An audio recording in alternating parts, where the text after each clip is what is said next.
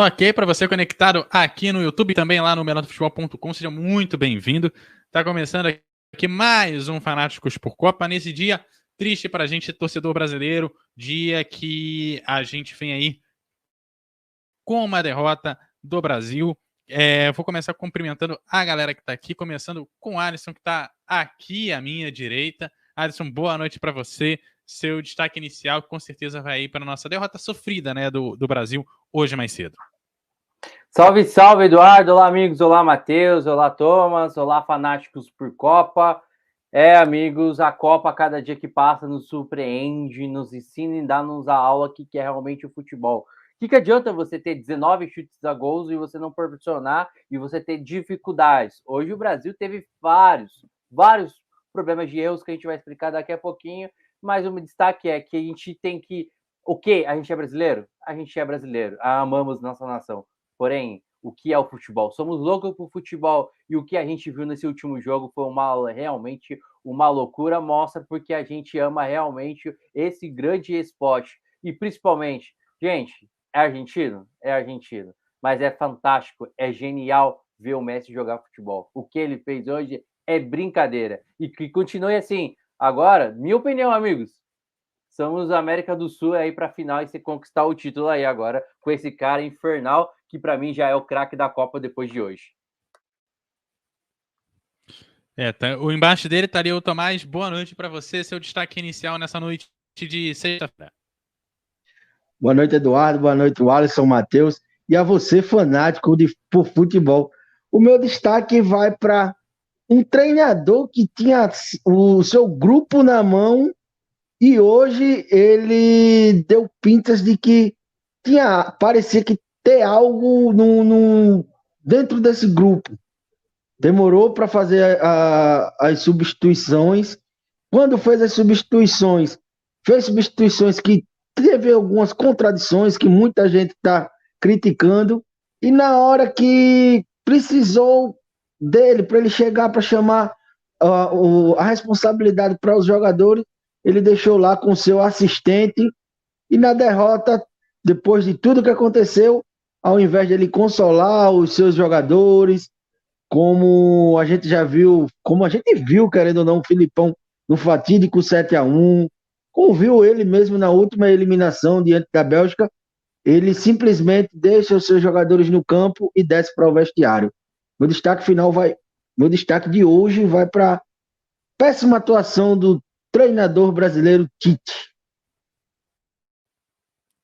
Vou dar um tipo Matheus Pérez, já a gente vai destacar bastante do Tite, falar dele e abrir esse leque aí dessa visão dele hoje, não só hoje, mas também toda essa era Tite. Matheus, boa noite para você, seu destaque inicial nessa noite de sexta. Boa noite Eduardo, ao Alisson, ao Tomás, a todos que estão nos acompanhando mais um programa aqui na MF. Montando uma boa noite, não tão boa assim, né? Um dia difícil para nós brasileiros, com a eliminação do Brasil, com a Argentina se classificando. A gente esperava que tivéssemos, né, um Brasil e Argentina. Eu acho que para o futebol ia ser muito legal ter esse Brasil e Argentina na semifinal. E, infelizmente, paramos pelo caminho. Acho que o Tomás falou bem em relação ao Tite. A gente vai falar mais aí dessa eliminação do Brasil, mas realmente um dia complicado, né? Uma eliminação nos pênaltis, onde o nosso melhor batedor não bate o pênalti. É complicado, né? Então, acho que tem muita coisa, acho que não foi só isso, acho que passou por muita coisa essa eliminação da seleção brasileira. A gente, claro, vai falar mais agora na sequência. É isso, sendo que a gente está aqui batendo esse papo, e esse papo aqui é apresentado lá pela Pinaco, a casa de apostas oficial da Melhor do Futebol. Aproveite as melhores cotações do mercado e aposte sem ser limitado. Cadastre-se, deposite e aproveite a melhor experiência em apostas. O link para você realizar o cadastro você encontra na bio do nosso Instagram, @webradioMF, ou então na descrição dessa transmissão na nossa página do Facebook, no YouTube e na Twitch também. Não perca tempo, dê o seu palpite para amanhã na Pinaco e, claro, se você ainda não tiver cadastro lá na Pinaco. Dito isso, vamos começar a bater um papo desse jogo do Brasil. Um primeiro tempo mais pegado do que eu esperava, né? Eu imaginava um jogo que não seria fácil, mas eu imaginava que seria um jogo em que pelo menos a gente veria um gol, pelo menos com muito mais clareza, pelo menos a tentativa desse gol com muito mais clareza, senão efetivamente o placar já fosse aberto logo no primeiro tempo. Foi um primeiro tempo bem diferente, eu acho, do que a gente poderia imaginar. A gente sabia que ia ser um jogo difícil, sabia que ia ser complicado chegar num gol, principalmente contra a Croácia, que realmente é uma seleção mais fechada, mas acho que ninguém imaginava que o Brasil ia ter tanta dificuldade de chegar ao gol como foi ali no primeiro tempo. Vou começar com o Alisson. Alisson, a gente esperava demais do Brasil chegando no primeiro tempo. Era muita expectativa que a gente já conseguisse abrir esse placar no primeiro tempo, ou a Croácia realmente foi, de algum modo, principalmente no primeiro tempo, bem excelente no que se propôs, que era um time muito mais fechado, para esperar a oportunidade do contra-ataque para conseguir lá o seu gol e, de repente, a sua classificação? Eu penso um pouquinho diferente. Eu acho que, assim, quando eu sempre falei, né, aberto nas redes sociais com meus amigos, a Pats, que a seleção croata não é a seleção das outras seleções. E, de fato, eu não esperaria muita coisa da seleção brasileira no jogo em si. Eu esperaria um jogo complicado, né, para tentar furar o bloqueio, para tentar fazer uma triangulação, uma jogada diferente, para tentar incomodar a seleção croata, né? Eu acho que o primeiro tempo, de fato, o Brasil, eu acho que a gente acabou se decepcionando com a atuação do Brasil, né? Eu acho que boa parte se iludiu com o jogo que foi contra a Coreia do Sul. E, de fato, a Croácia vai muito mais além, atual vice-campeão do mundo. Tem um jogador chamado Modric aí, que joga pra caralho, né? Joga demais esse Modric, né? Mas o Brasil, de fato, não conseguiu jogar porque, de fato, a gente tem que falar, o Brasil teve dificuldade por méritos da Croácia, que soube muito bem fazer uma linha de 3, né, com Modric, Brozovic, Kovacic, fechando o meio de campo, impedindo determinadas vezes que os seus pontas, principalmente o Sousa, que joga bastante lá pelo outro lado, impedissem, onde marcou muito o Rafinha e não deixou o Rafinha jogar. Acho que foi um dos segredos da partida de hoje, principalmente pela primeira etapa, impedindo que o Brasil chegasse lá na frente, né? Que o Brasil tivesse a facilidade de ter esse toque de bola, como a gente viu o segundo tempo contra a Sérvia, quando o Brasil foi avassalador, quando o Brasil foi explosivo, principalmente pelas pontas por ali, né? Então o Brasil neste primeiro tempo teve essa muita dificuldade para propor. De fato, no segundo tempo, o Brasil tem um pouquinho mais de facilidade no toque de bola para pressionar. Mas se vocês olharem bem, o Brasil teve dificuldade e ofereceu muitos esses riscos para a seleção croata, que, claro, não finalizou tanto assim para o gol. Foram 11 finalizações, foram 9 finalizações, perdão, da seleção da Croácia, mas foi finalizações chegando com perigo e incomodando. Então eu vi hoje que no conjunto a seleção brasileira teve esse desequilíbrio, não conseguiu ter esse equilíbrio no jogo em si, né? Ao contrário da Croácia, né? Acho que o Brasil poderia ter aproveitado o momento que eles não estavam descansar, né? Que jogaram um jogo muito cansativo contra a seleção japonesa, né? E claro que se você olhar o que isso tem a ver? Os dois jogaram no mesmo dia e estão jogar hoje novamente, mas o cansaço físico acaba ajudando. E foi a proposta, se a gente olhar a proposta da Croácia, fazer o Brasil cansar. Como fazer assim? O Brasil não foi aquele time avassalador para frente, como a gente viu. Eu sempre vou colocar no jogo contra a Sérvia, porque contra a Suíça e Camarões, esquece, eu acho que o Brasil teve muita dificuldade no desempenho, né? Mas aquele jogo contra a Sérvia, o Brasil não teve aquela intensidade. O Brasil ficou muito com a bola, chutou muito mais do que a seleção croata, e com isso, por mais que você tenha muita a bola no controle, você cansa. E isso a Croácia soube aproveitar e soube muito bem se descansar, né? Descansar em jogo, deixar a bola para o adversário e não correr e não forçar o adversário, ter intensidade de jogo. Eu acho que foi isso muitos grandes méritos que a gente viu, principalmente no primeiro tempo, e deixou a Croácia muito viva na partida. Então, acho que vem, claro, daqui a pouco a gente vai falar de algumas das alterações que eu acho que fez muito efeito negativo no jogo de hoje, né? Na minha opinião, para que colocar o Fred quando você faz o gol? Eu vou voltar, acho que a gente estava junto, acho que o Matheus, né? Estou equivocado. Eu gosto do Fred, acho que o Fred é um baita de jogador, mas o momento dele na seleção brasileira não dá. Você tem outras peças para recompor, né? Você tem o Rafinha, para mim não fez nada, praticamente não jogou méritos da marcação pelos alas da seleção croata. Martinelli talvez seria uma ideia para melhorar a qualidade técnica da seleção brasileira, onde teve muita dificuldade. Mas do primeiro tempo, voltando à tua pergunta, eu acho que veio isso. Eu acho que a Croácia foi muito inteligente. Fez o Brasil ficar com a bola, mas ao mesmo tempo fez o Brasil cansar na forma de não correr, mas na forma de ficar muito tempo com a bola e ficar muito irritado para não perdendo tanto a chance de gol, irritado, não conseguindo furar o bloqueio do adversário. E com isso, na minha opinião, a Croácia fez um jogo inteligente, conseguiu se descansar e ficar muito firme e, principalmente, após o seu gol, consegue desmoronar e descontrolar e deixar os jogadores do Brasil totalmente sem confiança nenhuma para as cobranças de pênaltis, Eduardo. É isso, Matheus.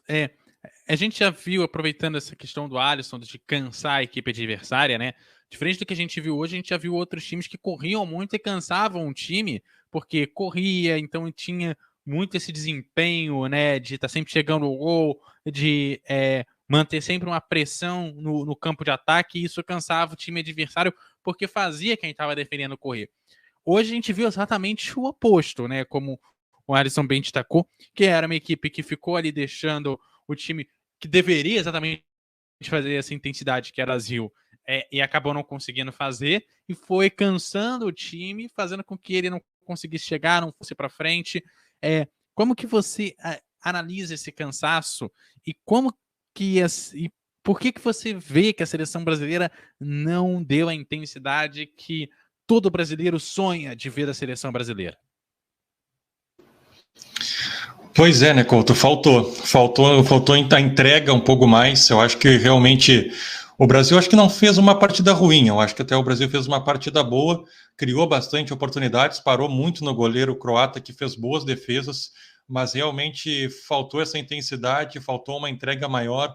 Muita bola no Vinícius Júnior, né? O Brasil pegava a bola, procurava o Vinícius Júnior na esquerda para ele tentar resolver na individualidade e acabava não conseguindo, sempre fechavam dois jogadores em cima dele. Faltou envolver realmente um pouco mais a defesa, faltou inverter de um lado mais rápido. O Brasil foi muito lento no meio de campo. O Neymar quase não conseguiu pegar de frente. A única bola que ele conseguiu realmente pegar de frente foi quando ele fez o gol. Lá na prorrogação, quando ele consegue realmente pegar de frente, tabelar, triangular, pisar na área e marcar o gol. Então, acho que, de fato, faltou muito para a seleção brasileira, faltou repertório. O Rafinha, novamente, foi abaixo. Concordo com o Alisson que a marcação em cima dele foi boa, mas quando o Antony, por exemplo, entra ali pelo lado direito, entra bem, consegue jogadas de linha de fundo melhor, consegue passar na velocidade. O Rafinha teve, acho que, uma boa jogada, só que ele foi no fundo, ele fez um passe para o Militão, quase saiu um gol contra, né? Com um passe para trás e o zagueiro cortou, o goleiro defendeu, quase saiu um gol contra. Acho que foi a principal jogada que o Brasil conseguiu fazer pelo lado direito.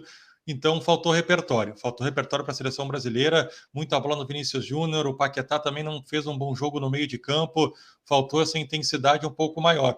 Por muitas vezes também o Brasil acabou marcando lá atrás, não marcava na saída de bola da seleção da Croácia, acho que faltou marcar mais lá em cima também, marcar a saída de bola, tentar recuperar essa bola mais rápido, e a Croácia realmente, como esses três jogadores do meio campo já citados pelo Alisson, dominaram o meio campo num determinado momento do jogo, quando o Paquetá cansou, quando o Neymar cansou, e ficou um pouco mais complicado para a seleção brasileira. Realmente cansou o Brasil, se desgastou, mentalmente também é complicado quando você tenta marcar, tenta fazer o gol, não consegue, isso vai irritando o time, e o Brasil acabou não conseguindo chegar ao gol dentro dos 90 minutos, né? No tempo normal, muito por conta disso. Acho que faltou repertório, acho que o Tite também não fez boas mudanças, trocou muito 6 por meia dúzia, entraram jogadores descansados que tentaram alguma coisa, mas realmente foi um pouco mais complicado. Então, acho que como eu disse, faltou repertório para a seleção brasileira, faltou acelerar mais realmente o jogo por dentro, faltou intensidade,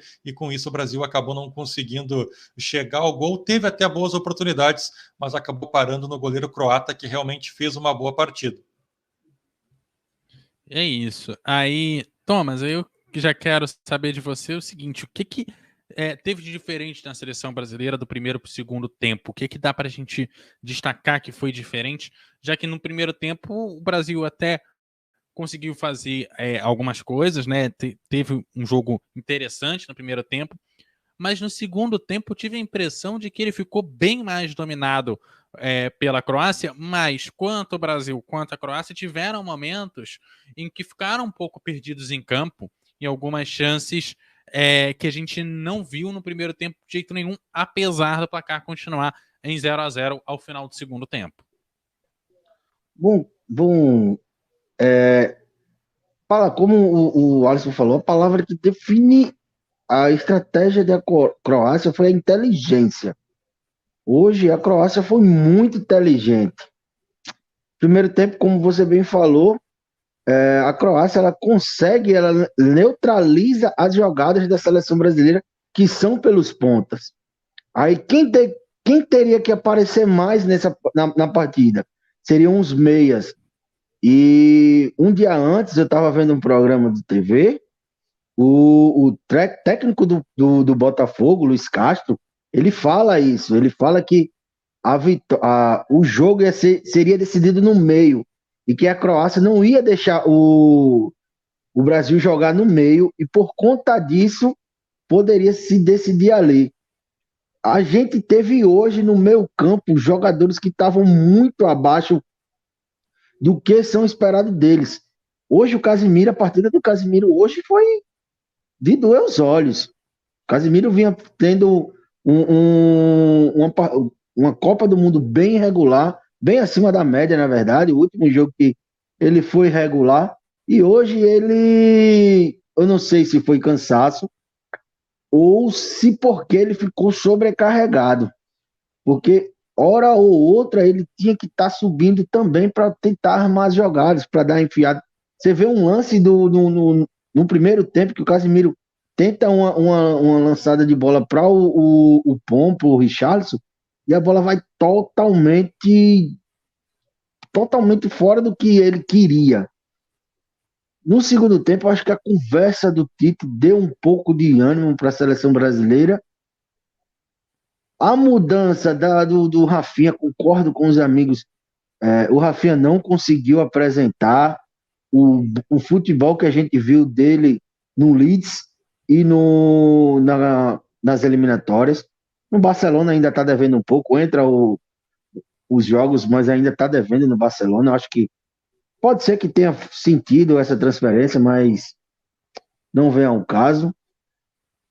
Eu acho que não deveria ter tirado o Vini, por mais que o Vini tivesse cansado, mas o Vini junto com o Neymar e o próprio Rodrigo, que entrou no lugar do Vini, e entrou bem, eles são jogadores que um ou outro, em um lance, eles conseguem definir a jogada.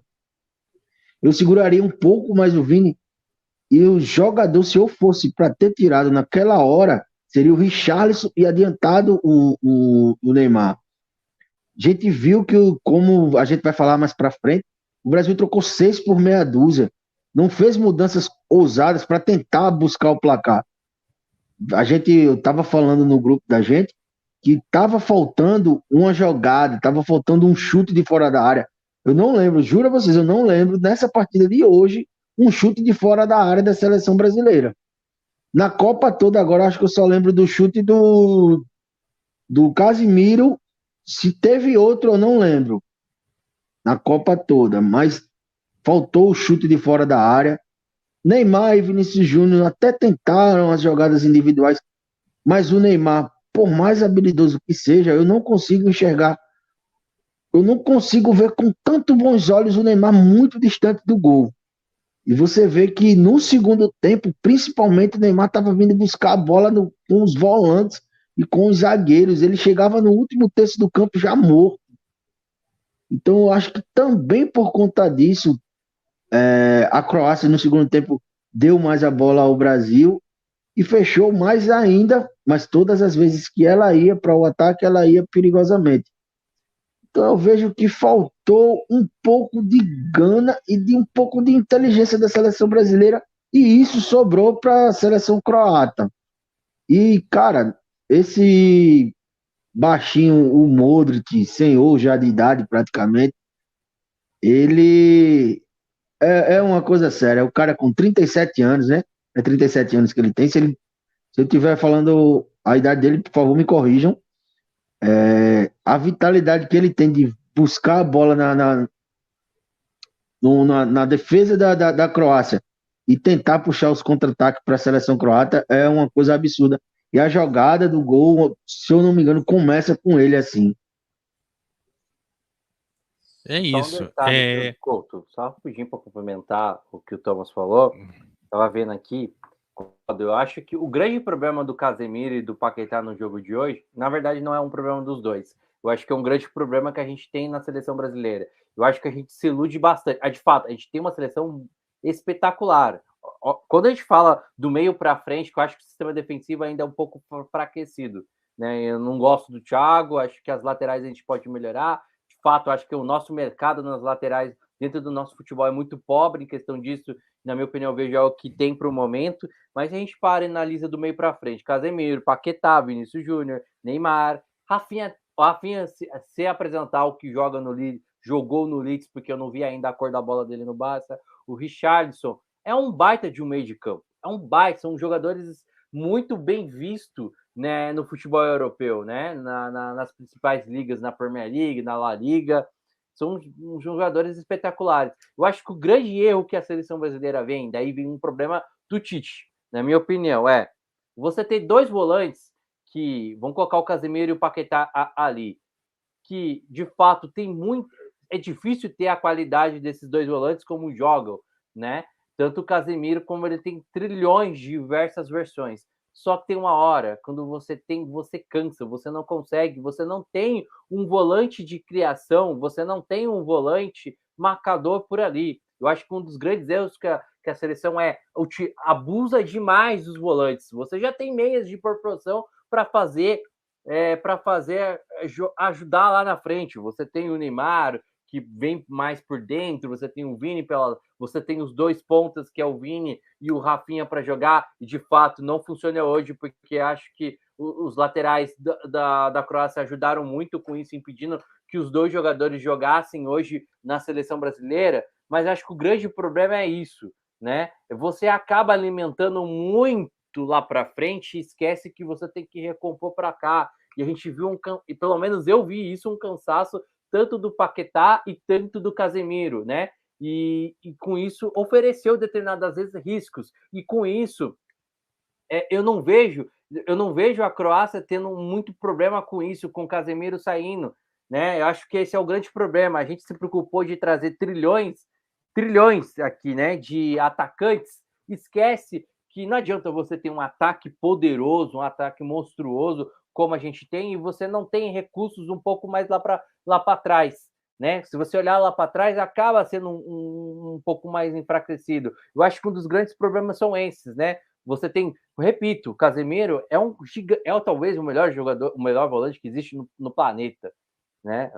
Isso a gente não pode tirar méritos, mas eu vejo um cansaço, e quando você tá lá na frente, hoje ultimamente ele é quase um volante meia mais aproximado lá perto do Neymar, lá para frente, do que um primeiro volante aqui para baixo. Então, eu acho que o Brasil precisa começar a pensar daqui para frente um pouco mais sobre isso, como saber trabalhar, né? Na minha opinião, poderia jogar com três volantes, acho que você pode falar que eu sou louco com isso, né? Mas você, já que gosta tanto o Tite gosta demais do Fred, bota o Fred um pouco mais para baixo e libera o Casemiro, né? O Lucas Paquetá um pouco mais avançado pela ponta, né?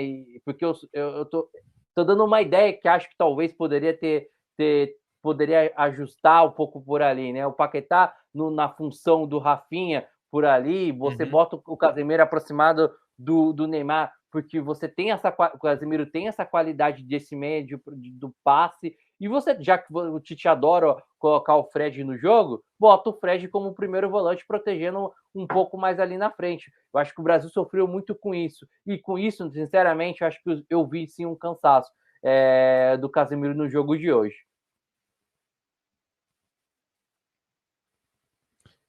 Fala, Tomás. Na verdade, ele passa o ciclo praticamente todo jogando assim, né? Com 3 volantes. O Paquetá, ele é volante, mas ele fazia a meia, né? Ele passa o ciclo todo praticamente jogando assim. E na Copa, ele muda, traz o Paquetá para ser o segundo volante de fato.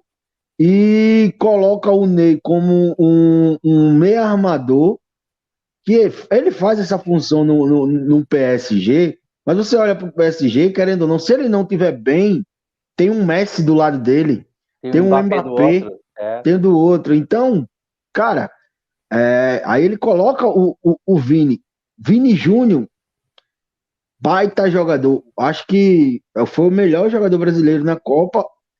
Tanto que ele é o que participa de praticamente todos os gols da seleção. Acho que ele só não participa de 2 ou 3 gols da seleção brasileira. Acho que não conta então, Camarões, né? Só. Então ele vem com esse esquema, o ciclo todo, e ele muda na Copa. Na hora que ele tem para mudar, que era o jogo que pedia para mudar esse esquema, que era o jogo que ia ser decidido no meio campo, ele não muda, ele insiste com o mesmo esquema. E aquela coisa, a gente vai falar mais para frente, eu acredito, as mudanças são para continuar do mesmo jeito.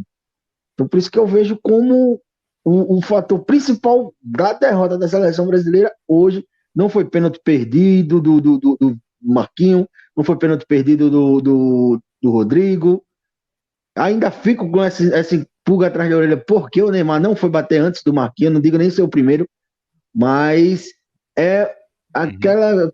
Porque quando você tem para mudar, ele levou os 9 atacantes, o Brasil levou 9 atacantes, e você continua a fazer as mesmas substituições.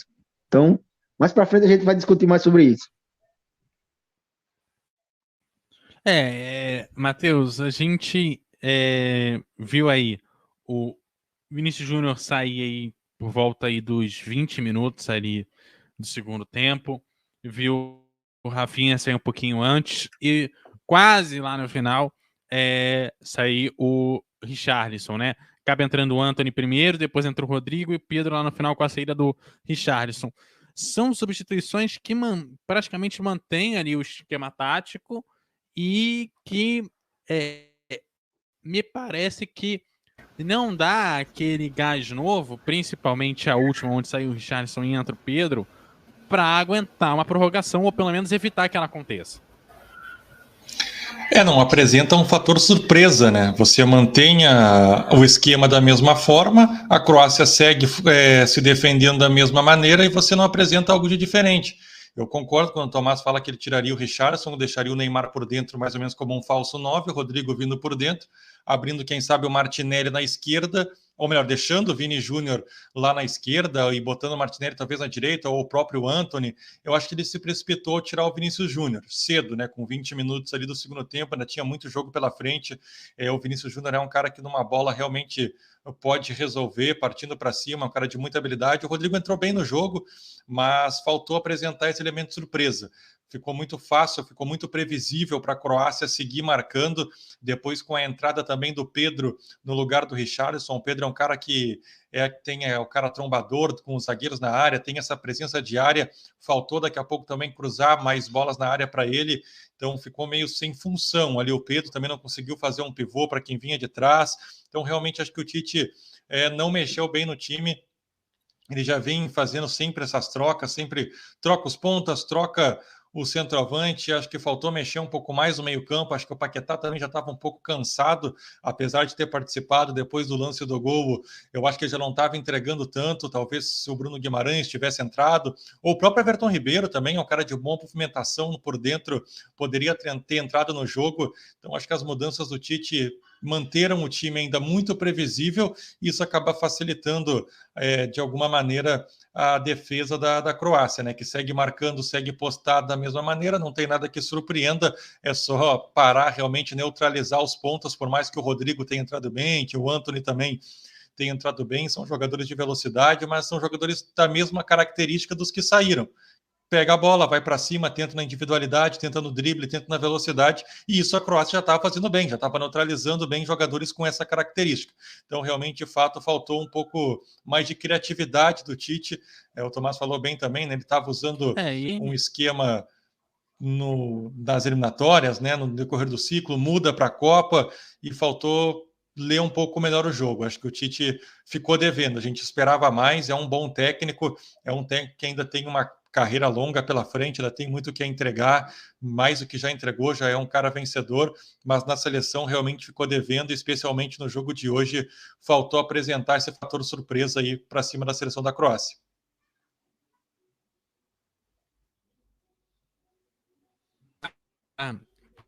Com esse fim aí das mudanças de substituição e tal, começar a entrar já no tempo extra, né? Os dois prorrogação, os dois tempos ali de prorrogação. A gente viu um Brasil conseguindo fazer o gol logo no final da primeira etapa ali da prorrogação, e vimos uma Croácia que, pelo menos ali nos últimos 5 minutos, chegou o tempo inteiro com muito perigo ao gol brasileiro, conseguiu empatar a partida, mas por pouco, quase que a gente não vê a construção do Brasil durante os quase 120 minutos ali naquele momento, e por água abaixo, porque a Croácia quase fez o segundo também. E aí, Matheus, como você vê essa postura nessa prorrogação, que em algum grau tem ali uma definição ali, um problema tático que faz com que ela leve um gol,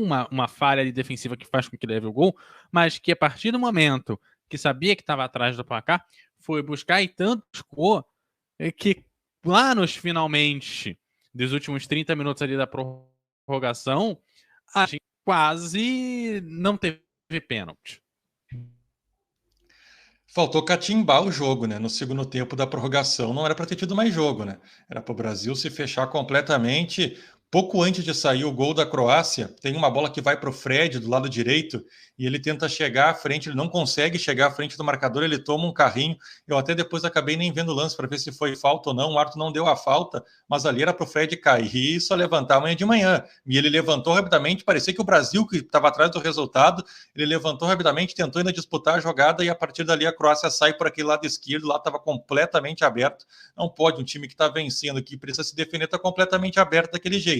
Do lado direito, onde já tinha um Danilo desgastado, um Danilo que a gente sabe que estava voltando de lesão, que já estava jogando no desgaste, no máximo dele, numa prorrogação, e a Croácia encontrou o espaço pelo lado esquerdo e acabou chegando ao gol de empate e tentou uma pressão final para tentar um segundo gol. Então, realmente faltou um pouco mais dessa malandragem para a seleção brasileira, acho que o Brasil foi muito inocente no segundo tempo da prorrogação, faltou catimbar mais o jogo, não tinha que deixar a Croácia crescer da maneira como cresceu, faltou se defender melhor.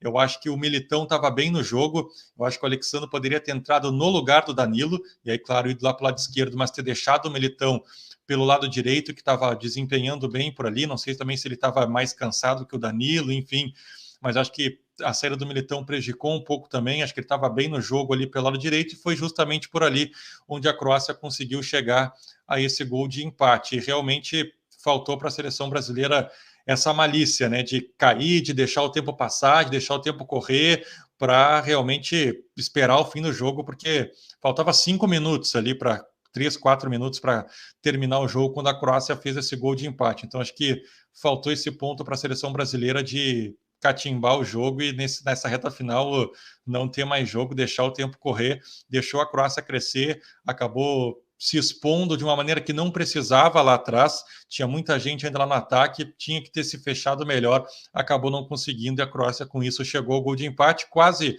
conseguiu a virada, e quando chega para a decisão dos pênaltis, a Croácia chega com moral lá em cima, né, de ter buscado o empate, de ter corrido atrás, enquanto o Brasil, por ter sofrido o gol de empate, chega um pouco mais desestabilizado, isso acho que fez diferença também, então faltou essa malandragem maior para a seleção brasileira, para ter amarrado um pouco mais o jogo no segundo tempo da prorrogação, para ter saído com a vitória.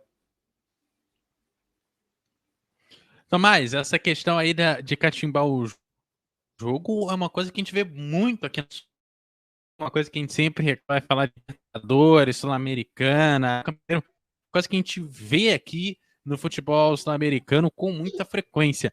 Essa seleção com muito jogador que joga na Europa, que não tem tanta catimba assim, o pessoal foi para lá e desaprendeu? Como é que é isso? Porque se a catimba é tão característica, né, até com o jogo de seleção mesmo, né, a gente vê essa catimba acontecendo aqui na América, chega na Copa do Mundo, o pessoal esquece de fazer? Como é que isso funciona? Cara, eu acho que não esquece, eu acho que é porque os jogadores brasileiros que estavam em campo, eu acho que, não sei, esse lance do que o Matheus falou, ele é icônico, porque o Fred, ele sofre a falta.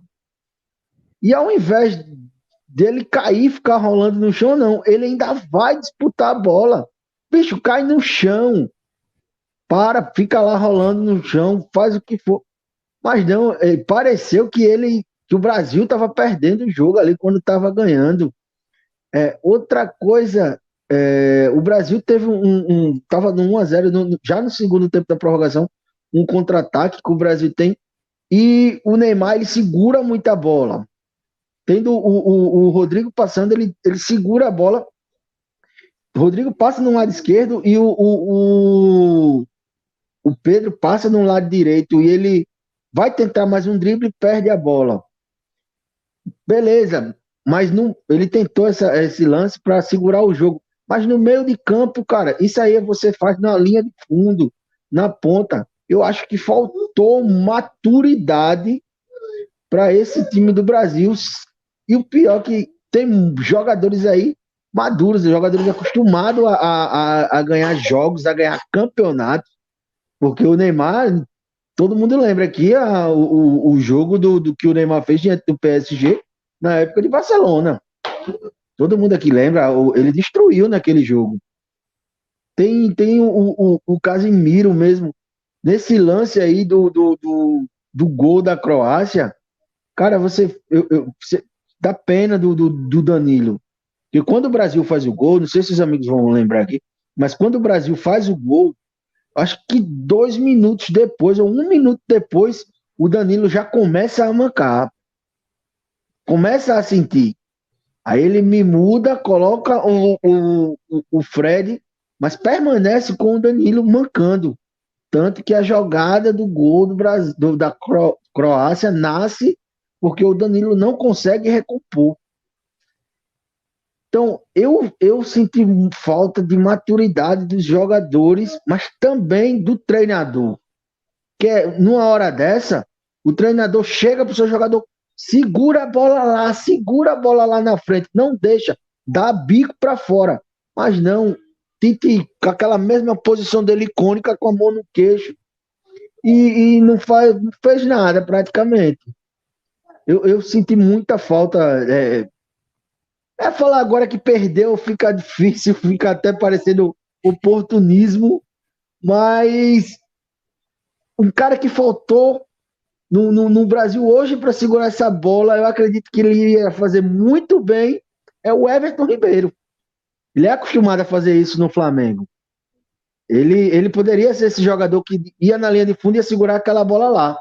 A gente viu isso na final da Libertadores, ele fazendo isso. Na final da Copa do Brasil, ele também fazendo a mesma coisa.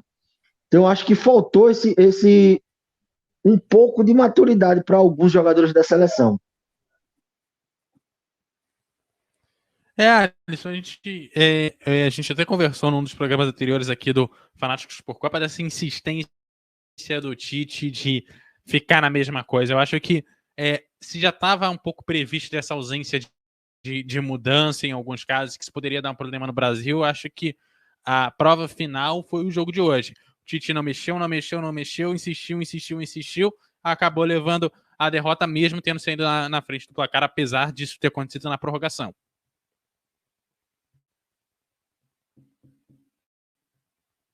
Agora deu certo. Eu acho que o grande problema que a gente tem, o Tite tem, o que falta para a seleção brasileira, que eu vejo algumas seleções um pouco... de fato, é a ousadia. Gente, dava para colocar o Rodrigo e Vinícius Júnior junto com o Neymar. inverte os lados, gente, pelo amor de Deus, dá para jogar, dá para jogar com Everton Ribeiro também no meio de campo para propor o jogo, avança o Neymar lá para frente, né? Vamos avançar o Neymar, na minha opinião, dá para jogar ainda até com o Richarlison, o time ficava muito mais ofensivo, né? Sendo mais ousado, Richarlison e Neymar sendo muito mais profundo lá na frente. Você joga com o Vini e o Rodrigo pelos lados, você tem daí talvez. Aí você tem que ser ousado, tira um dos volantes, bota o Everton Ribeiro para ser o articulador desse time que tem muita qualidade, como o Tomás falou. Foi o cara da Libertadores, foi o cara da final da Copa do Brasil. Então falta isso, né? Eu acho que não é desde agora, não é dessa Copa, né? Eu acho que o Brasil ele não vem sendo ousado, não vem com essa ousadia para mim desde a Copa que foi eliminado com a Holanda lá em 2000. Vamos entrar lá em 2010. Eu acho que dali para cá a gente vem numa decadência. A gente vem. Pode falar, Tomás. Não, pode concluir. Eu só ia falar sobre essas mudanças que você falou, mas pode concluir que depois eu concluo, eu falo. Ah, não, tranquilo. Eu acho que a gente vem com essas decadências, não querendo ser ousado, insistindo, né? Desde 2010, quando a gente tem aquele fracasso. Eu não vejo a seleção de fato. Eu acho que a gente não vai ganhar uma Copa. Eu sou muito crítico, muito, mas muito crítico mesmo em questão, tanto com time, tanto com seleção. O Eduardo conhece muito bem, 9 anos já juntos aí na MF.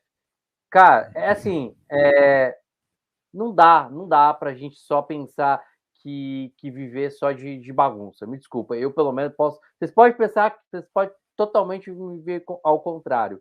Eu vejo isso, desfoco. Eu acho que é um desfoco. Claro, é ousadia, brincadeira, diversão. É uma coisa. Agora, quando você vê um negócio sério, uma Copa do Mundo, muda. Gente, você vê a própria. Claro que você vai. Você quer comparar com o futebol europeu, você quer comparar com o futebol francês. Então, claro, é totalmente a forma, é totalmente diferente, mas você vê um foco. Né? Vamos colocar nessa Copa do Mundo. Eu vejo essa Copa do Mundo uma Argentina muito, muito determinada a querer buscar esse título, e isso passa com as mudanças extra-campo. Você não vê uma Argentina brincando, você não vê uma Argentina como a gente vê. Você vê uma Argentina séria, você vê um Messi muito focado em questão que preciso disso, né? E vamos correr atrás. Você vê o clima dentro do seu país, o clima o que os torcedores fazem. Vou falar um pouquinho mais depois, a gente vai falar da Argentina. Eu não vejo isso na seleção brasileira. Eu vejo uma seleção brasileira que, de fato, tem jogadores muito bons, uns jogadores que a gente pode colocar no top 100, né? De todas as funções que a gente tem, a gente pode colocar até no top 10, se a gente for olhar Casemiro, Neymar, Vini, né? Paquetá também, o Guimarães no banco, até o Everton Ribeiro, que esse cara joga junto com a Arrascaeta, é brincadeira, em questão de clube, mas eu vejo ainda uma seleção que não leva muito a sério. Eu acho que essa seleção não é desde essa geração de agora.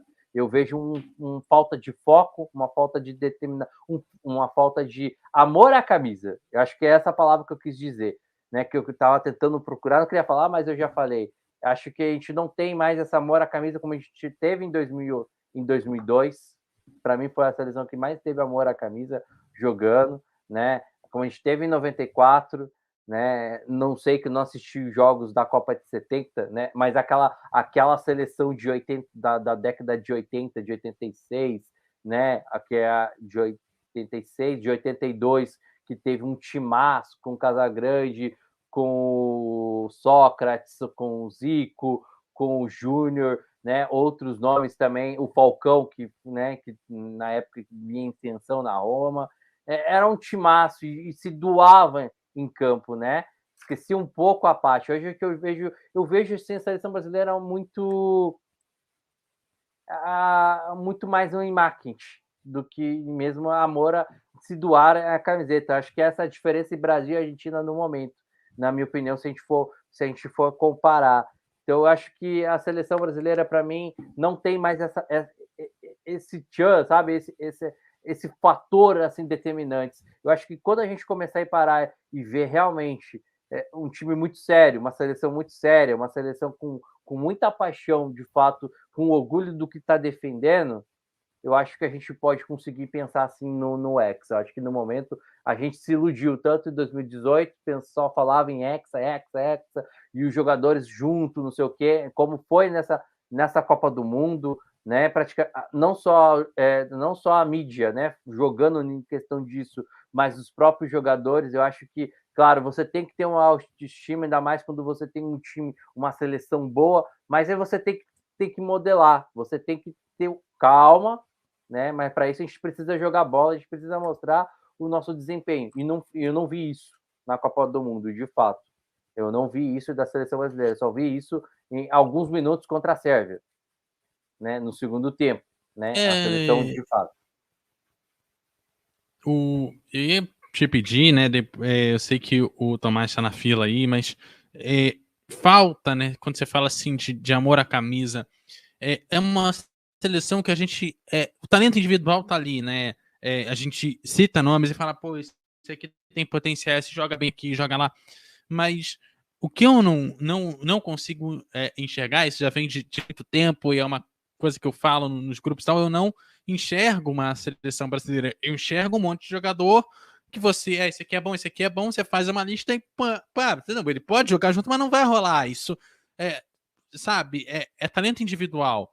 Falta um momento em que você transforma esses jogadores efetivamente numa seleção. Uma coisa você ter os talentos individuais, e eu não nego que são jogadores talentosíssimos, todos os que estão ali. Gosta mais de um, gosta menos de outro, nessa questão pessoal, mas falta aquele diferencial que faz a seleção virar um time, no sentido de todo mundo jogar junto, de todo mundo vestir a mesma camisa. Pode ir lá, Tomás. Oi, é porque deu uma cortada, eu não consegui escutar.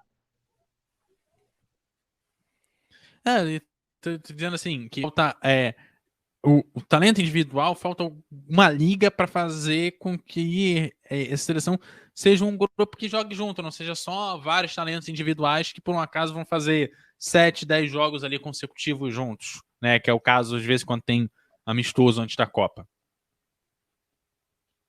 Cara, eu até acho que falta, eu concordo com vocês quando vocês falam que o Brasil tem muitos. Eu acho que o Brasil, acho que é a única seleção no mundo que tem tanto jogador bons. Acho que a que chega próximo do Brasil é a seleção da França, principalmente nessa Copa. Mas no Brasil você tem vários jogadores que você pode fazer mais de uma ou duas seleções com os jogadores da seleção que jogam, que são brasileiros. E vai dar liga, vai dar bons. Eu acho que também parte muito do comando. Voltando sobre a questão das mudanças que eu ia falar, ele coloca o Vinícius, tira o Vinícius e coloca o Rodrigo e bota o, o Antony, e no ataque ele coloca o Pedro, mas ele deixa os dois trocados, com o pé trocado. O Antony, ele não foi uma bola na linha de fundo para cruzar. Porque já que você fez isso, ele não troca, não inverte o lado. Para tentar fazer essa jogada, sendo que você tem o cara lá da presença diária. O cara que você sabe que fede a gol. Porque o Pedro, se ele espirrar, ele faz gol. Aqui no Brasil a gente viu, ele teve a oportunidade, ele espirrou, ele fazia gol. Deu uma queixada nos caras, fazia gol. Então, bicho, eu não consigo, eu vejo que o Brasil foi em 2018 e agora em 2014, por detalhes, por falta do comando mesmo. É por isso eu vou até já começar a polemizar. É por isso que eu defendo que o Brasil tenha um treinador estrangeiro que venha com uma filosofia diferente das que os treinadores no Brasil têm. Eu acho que hoje o Brasil precisa desse intercâmbio, ter um cara com uma visão diferente do futebol que a gente... Pode falar. Posso continuar? vejo o cara que. Eu vejo. Não, vai lá, vai lá. Não, pode falar, pode falar.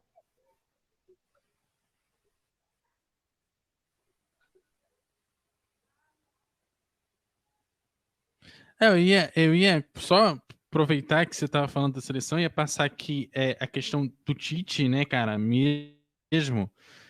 A gente tem 81 jogos com de hoje, né?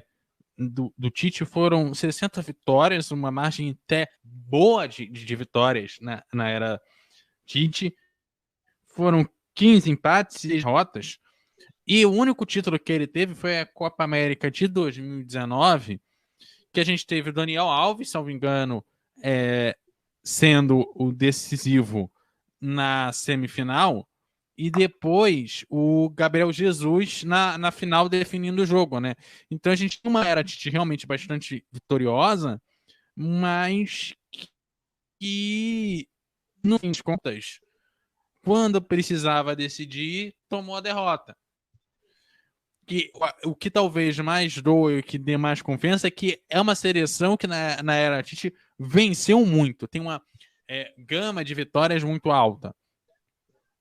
Só que na hora que precisava chegar e definir para levar um campeonato, uma taça para casa, essa magia não acontecia. Eu acho que corrobora um pouco do que você está falando, trocar filosofia, trazer coisas novas, porque se você. Tudo bem, você está ganhando. Tem gente que está ganhando não se mexe. Só que na hora que você vai decidir, você pega a fita cassete, hoje em dia não, o DVD, o streaming, sei lá, assiste o jogo. Beleza, já sei o que eu faço. Se a seleção sempre joga igual, ela não muda. Aí acontece o que aconteceu com a Croácia, que sabia exatamente como o Brasil ia jogar, montou o tático para exatamente fazer com que o básico ali do Brasil não acontecesse e não se apresentou.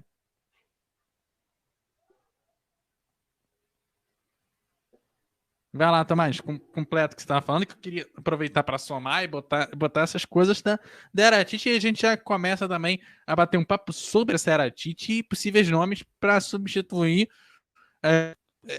vitorioso. Não trouxe as taças que a gente queria, mas né, conseguiu vencer aí 3/4 dos seus jogos. É um número bastante... E perdeu poucos, né? O problema é que quando ele perde nos jogos decisivos. Ele perde uma Copa América para a Argentina, ele é eliminado para a Bélgica, é eliminado hoje. Os jogos que ele perde são os jogos decisivos. Então vai ficar marcado, por mais que ele tenha essa carreira, esse ciclo, metade de um ciclo e um ciclo completo vitorioso, ele perde os momentos decisivos. Se você pega, eu não lembro muito agora, mas se você vai olhar lá a 94, o Brasil vinha com esse, perde um jogo aqui, ganha outro ali, não sei o quê, mas na hora de ganhar os jogos, o Parreira hoje, Parreira foi por muito tempo também, por conta disso, porque na hora decisiva ele ganhou. Mesmo ele depois perdendo em 2006, mas muita gente, pode falar.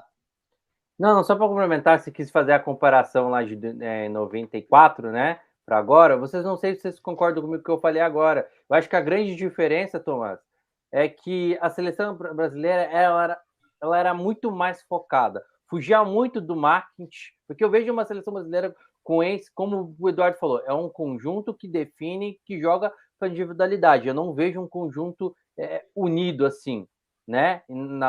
Unidos são porque são garotos que se conhecem muito lá na Europa, mas eu acho que acho que a seleção brasileira hoje em dia é muito foco de marketing para fazer mídia, para trazer o torcedor, do que aquele grupo unido, como era, não tinha isso, não tinha rede social, não tinha aquela bagunça como a gente vê atualmente. Eu acho que a diferença, na minha opinião, é essa, de 94 com Parreira para essa nova geração. Eu também enxergo que essa seleção brasileira tem muitos bons jogadores.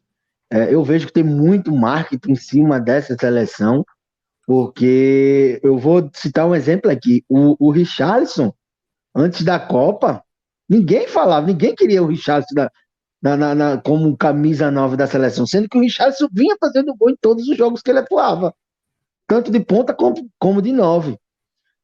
Todo mundo pedindo Pedro, baita jogador. Eu acho que provavelmente pode ser que não seja o futuro centroavante de 2026, porque a gente tem um monstrinho que pode vir a estourar aí, que já foi até vendido. É uma pena que vamos ver pouco ele aqui no Brasil. Fora que também tem o Vitor Roque, tem muito jogador bom que tá para ir para estourar. Mas você vê que o Pedro, por atuar no clube de maior torcida aqui no Brasil, a mídia sempre estava pedindo ele como o titular da seleção. Sendo que o Richarlison, todos os jogos que ele entrava, ou ele fazia gol, ele ia muito bem. A gente vê, você falou da Argentina, cara, vai falar mais pra frente, mas eu vou só tocar logo nesse assunto.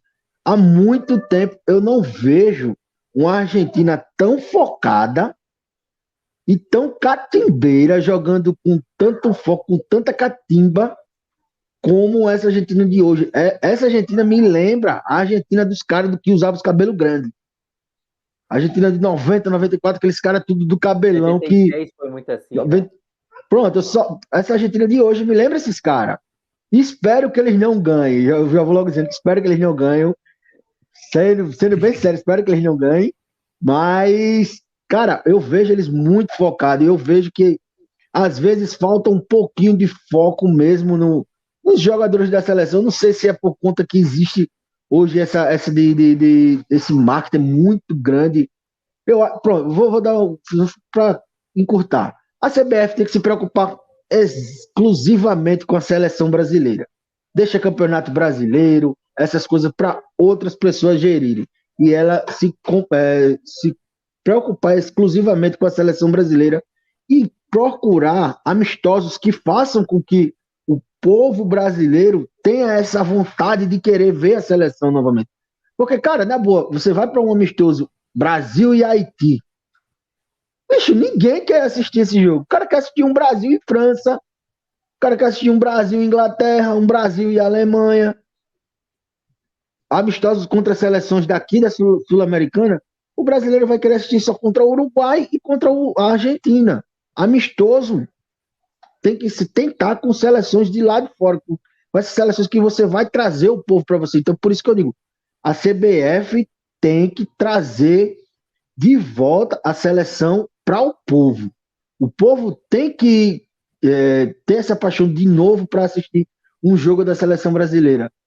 Eu vi um esboço nessa Copa, mas mesmo assim você vê o Brasil perdeu hoje, você não vê aquela lamentação tanta quanto a gente viu que o Brasil perdeu em 98. Mas foi na final. Bicho, mas em 2006 também, você via que o Brasil era mais unido, eles gostavam mais de ver a seleção. E hoje você não vê isso. Só completando, né? Tem essa distância muito grande realmente, né? Entre torcedor e seleção brasileira. A gente às vezes é muito mais apegado com o clube do coração e não dá muita bola para a seleção brasileira. Acompanha mais na época da Copa do Mundo, daqui a pouco numa Copa América, então também concordo, eu acho que precisa fazer esse trabalho para aproximar mais o torcedor da seleção, eu acho que isso vai melhorar um entorno para que, no final das contas, a própria seleção consiga desempenhar melhor. A gente está vendo essa sinergia entre seleção e torcida com a Argentina, né? Olha como estava o estádio hoje lotado de argentinos, tinha um pedacinho ali de holandeses e o resto, a torcida argentina enlouquecida. Então, hoje. Eu acho que falta um pouquinho essa conexão, né, do torcedor com a sua seleção aqui no Brasil. Só para terminar rapidinho, eu só para concordar, eu acho que o Thomas falou duas coisas do jogo de hoje. Duas coisas. A primeira, eu acho que o Brasil catimento. Acho que o Brasil tinha que fazer isso. Pegar um espírito sul-americano. Né? O que a Argentina fez hoje para catimbar o jogo, é isso que tem que fazer na hora que você tá ganhando, gente. Pelo amor de Deus, o jogo tá na prorrogação, você tá com o resultado, é só segurar, começar a catimbar. É feio? Claro que é feio, mas faz parte, é da nossa cultura. A gente vê isso em Libertadores. Eu acho que faltou isso também. Acho que faltou. Quando a gente fala volta lá na ousadia, isso para mim era ousadia para fazer, para catimbar o jogo, segurar o jogo. Isso não soube ter inteligência. Pode ir lá, Tom. E, cara, você falou agora sobre catimbar. Não precisa ser só essa catimba que nem os argentinos fazem. Pode falar. Não, só completando, a gente igualou aqui o jejum de Copas, né? A gente falou muito de seleção 94, 2002 e tal, mas em 94 a gente vinha de um jejum igual o nosso atual agora, depois da eliminação de hoje, que é de 5 Copas, né? A gente não conseguiu levar em 74, 78, 82, 83, 80, né? E agora a gente também tem 5 Copas, que é de 2006, 10 a 14, que a gente tomou o 7-1, e agora essa de 2022. Então, é possível que daqui para frente a gente tenha um ciclo que a gente precise dessa renovação de trazer de volta ao público, porque a seleção realmente atingiu seu recorde de tempo sem ganhar novamente. Isso, claro, dá uma afastada do público, porque falta aquela confiança de você vestir a camisa, porque você sabe que seu time vai longe, ou a seleção vai longe. Apesar de que é uma seleção que sempre passa da fase de grupos, o que significa que ela está sempre na metade de cima da tabela, pelo menos. Sobre isso, sobre a seleção, sobre a seleção se aproximar mais, eu sou da época em que... Sou da época não, na verdade, meu avô era da época que ele me contava, que eu não sou tão velho assim, mas eu sou da época que o torcedor do Flamengo ficava feliz com o Garrincha na seleção, pô. Os caras torciam para a seleção, torcia para o Garrincha, porque eu sabia que o Garrincha ia dar show. O meu tio, eu tenho um tio que ele é flamenguista, doente daquele flamenguista bem chato mesmo, que quem tem um flamenguista chato sabe como é.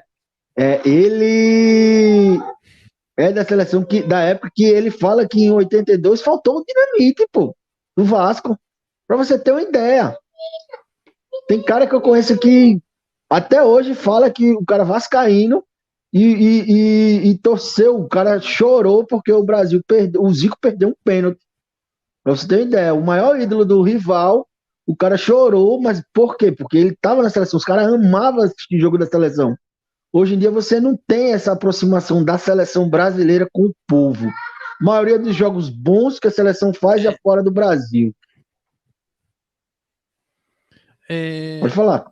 Eu não sei nem se eu pergunto pro Alisson, pro Matheus, o Tomás pode comentar, porque realmente essa pergunta é uma coisa que a gente vê comentando, vê falando, e eu nunca consigo ter uma resposta definitiva sobre isso, porque com o futebol globalizando e a gente conseguindo ter acesso a jogos da Europa, principalmente nos anos 2000, que a gente realmente via isso passando na televisão aberta e tudo mais, a gente viu essa popularização grande de jogar lá fora, a gente passou a torcer por times que não eram brasileiros, né?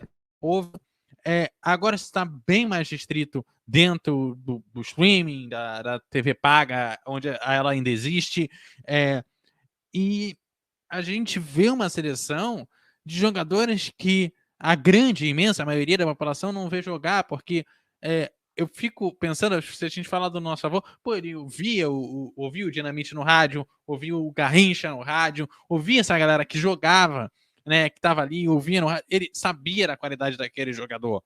Hoje a gente sabe de um ou outro, claro que a gente sabe que a seleção brasileira, os jogadores têm qualidade, mas se eu não vejo o jogador do meu rival, não vejo o jogador do meu time do coração naquela seleção, como é que eu me identifico com ela?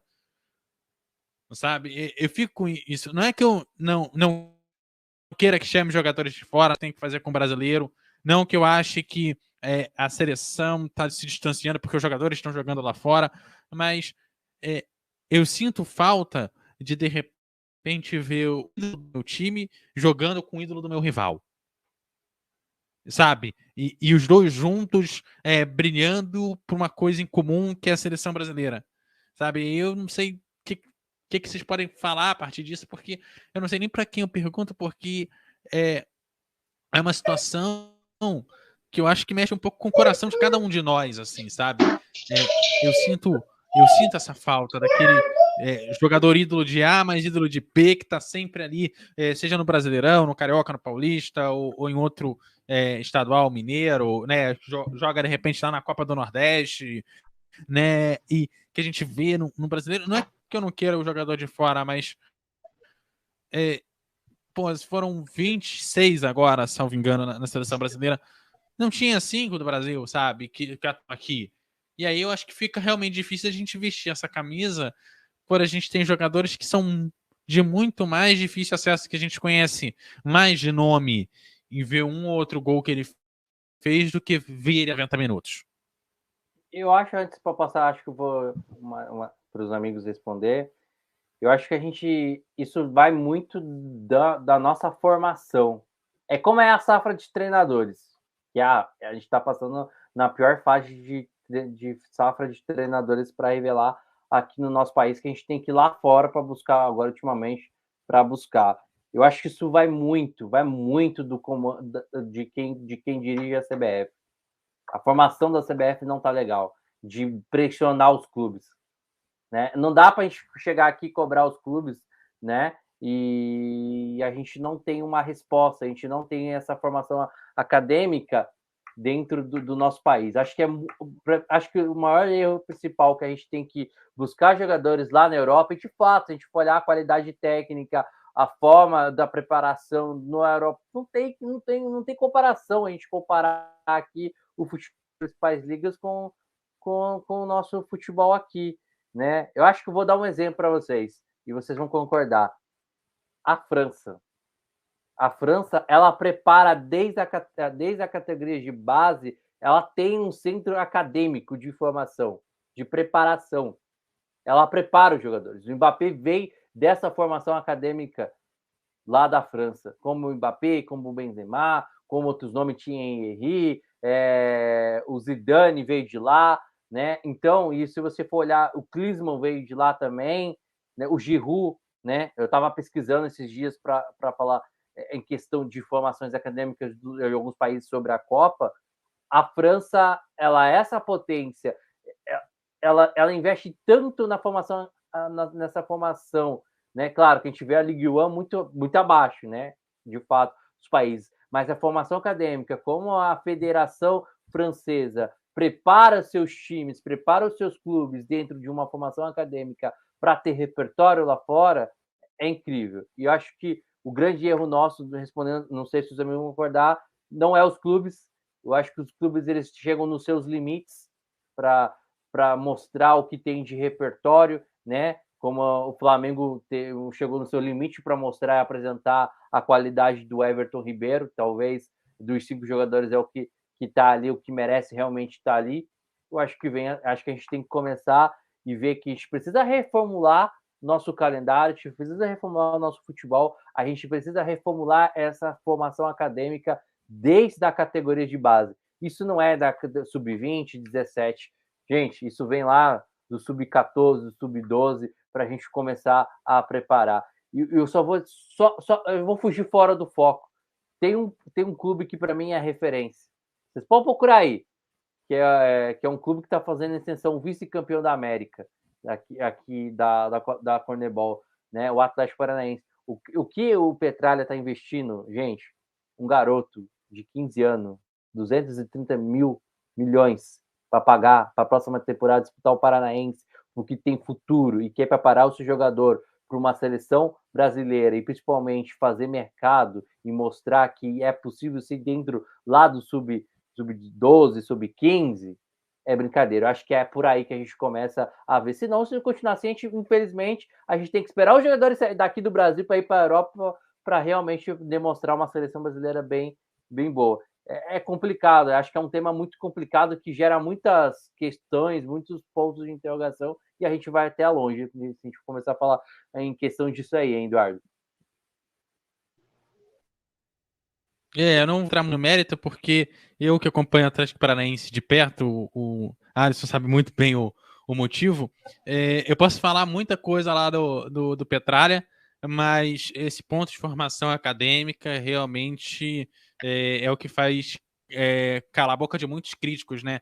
Porque por pior que ele possa ter de problema de gestão, esse investimento que ele faz desde a categoria de base, coloca ele tão acima de vários times aqui no Brasil que você acaba perdendo os motivos que você ia começar a criticar o cara. Assim. Não que não tenha motivo, mas é meio que por aí. Matheus, já que você tá aqui embaixo, o Tomás que levantou a mão aí. Vai o Tomás, pode falar, Tomás Matheus, pediu para pode falar. Vai lá.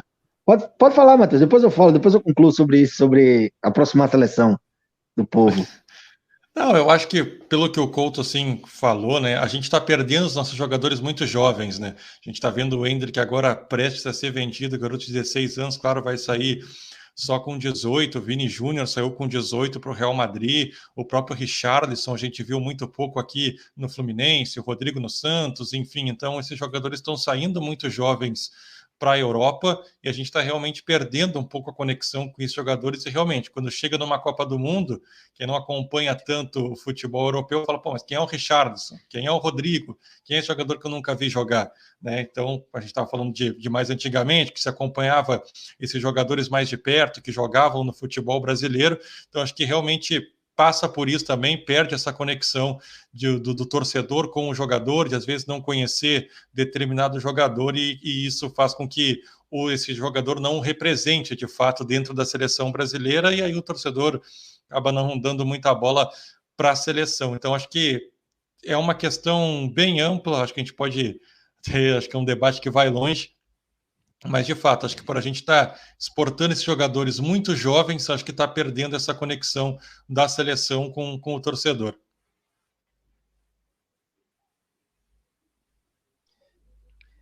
Vai lá, Thomas. Eu volto a falar. A CBF tem que se preocupar exclusivamente com a seleção brasileira. Formação de base, eu acho que tem que fazer isso. O cara sai daqui, tem os jogadores aqui que tem que estar na base de um clube brasileiro. O sonho dele é jogar no Barcelona. O cara não tem o sonho nem de jogar no profissional do seu clube, do clube que está lá. Tem cara que o sonho em jogar. A gente parou. Uma coisa.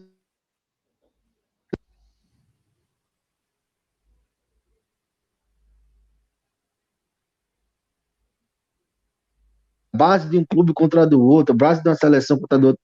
Mas uma coisa que eu vejo que o Brasil, que a CBF peca, e que poderia aproximar mais os jogadores, os próprios jogadores e a seleção, o torcedor da seleção, seria também o preço dos ingressos. Cara, bicho, você vai para um jogo da seleção brasileira, é muito caro. Muito, muito caro mesmo. Teve um jogo agora, eu acho que no Morumbi, que deu por quase 6 milhões. Uma coisa desse tipo assim, mais ou menos. E o Morumbi nem tava tão cheio. Então você tira por aí. Você vai aproximar o torcedor comum como dessa seleção, desses jogadores, se você está cobrando caro nos ingressos para ver o espetáculo. Às vezes é um espetáculo que já é ruim. Eu fui até num jogo aqui contra o Chile, aquele 4-0 aqui no Rio, no Maracanã. Cara, acho que eu paguei R$80, acho que foi o ingresso, não foi muito caro. Mas realmente, só para dar o exemplo, né, no caso, esse até não foi tão caro, porque tinham setores mais acessíveis, tinham setores que eram mais caros, mas isso é um ponto importante, mas só para, enfim, corroborar com o que tu está falando. Pois é, aí você vê aqui os jogos quando vem para o Nordeste, os caras levam, teve ingresso, teve um jogo na Arena Pernambuco um dia desse, que tava, parece que foi, ou foi 100 ou foi R$110, cara. Bicho, você fora para se deslocar, essas coisas, um lanche, o cara quer tomar uma geladinha, você vai o saláriozinho do mês. Então, são coisas que você pode aproximar mais o torcedor da seleção brasileira. Os estádios, a CBF tem. Pode falar. Corroborar que pensar que o salário mínimo hoje é R$1.200, você cobra R$120, é 10% do salário do cara. Né? Para um ingresso, se ele for levar a família, onde que vai, né? Complica. Eu lembro das histórias de antigamente, mas antes de devolver para você, da galera que pegava aquela. Não era nem van, era Kombi, enchia a Kombi e ia pro estádio a família inteira. Sabe? 8, 10 pessoas, e porque o ingresso era R$5, R$1, R$10, e sabe, pelos mesmos 100 que está se cobrando hoje, a família inteira não vai tomar. E isso você traz um jogador desse que jogou na Europa, que nem, pronto, o Martinelli mesmo, acho que a passagem que ele teve foi pelo Ituano rápida, aqui no Brasil. Poderia tudo para não ter identificação com o Brasil, mas pelo fato de ser brasileiro, ele tem identificação e quer jogar pela seleção brasileira. Você, quando traz esses jogadores para cá, que ele entra no estádio, vê aquele torcedor comum lá gritando, torcendo para ele. Nunca viu o cara jogar na Premier, mas tá lá vendo. O cara faz 2 lances, os caras já começam a chamar de Ronaldinho Gaúcho, começa a chamar de Pelé. Então você traz o próprio jogador de lá de fora, ele se identifica mais ainda. Hoje em dia, os estádios de futebol estão muito elitizados. Eu sinto falta de você. Até os treinos da seleção, antigamente, era mais fácil, até para o próprio torcedor assistir. Hoje você não consegue. Aí eu acho que precisa dessa aproximação. E isso parte também muito pelo que o Alisson falou também, de ir lá ter aquela preparação lá na base também, porque isso falta à seleção. O CBF tem que tomar conta da seleção. Deixa os campeonatos brasileiros com liga, com quem não sei quem quiser tomar conta, mas toma conta da seleção e traz ela para o povo. Assim, antigamente não tinha exatamente a seleção brasileira, mas tinha a seleção do campeonato contra o campeão do ano, né? Eu sei que tem questão de data FIFA e etc e tal, né? E que né, a gente precisa cumprir essas datas ali, que seria melhor a gente jogar com uma seleção especificamente do que com um time, mas será que não valeria a pena, de repente, ter uma seleção brasileira contra um campeão da Copa do Brasil ou um campeão do Campeonato Brasileiro, em vez de repente jogar contra o Haiti ou uma seleção asiática? Será que é uma solução para trazer a seleção para mais perto? Assim, tô só jogando na roda uma ideia de uma coisa pelo menos parecida com o que a gente já viu lá atrás. Assim.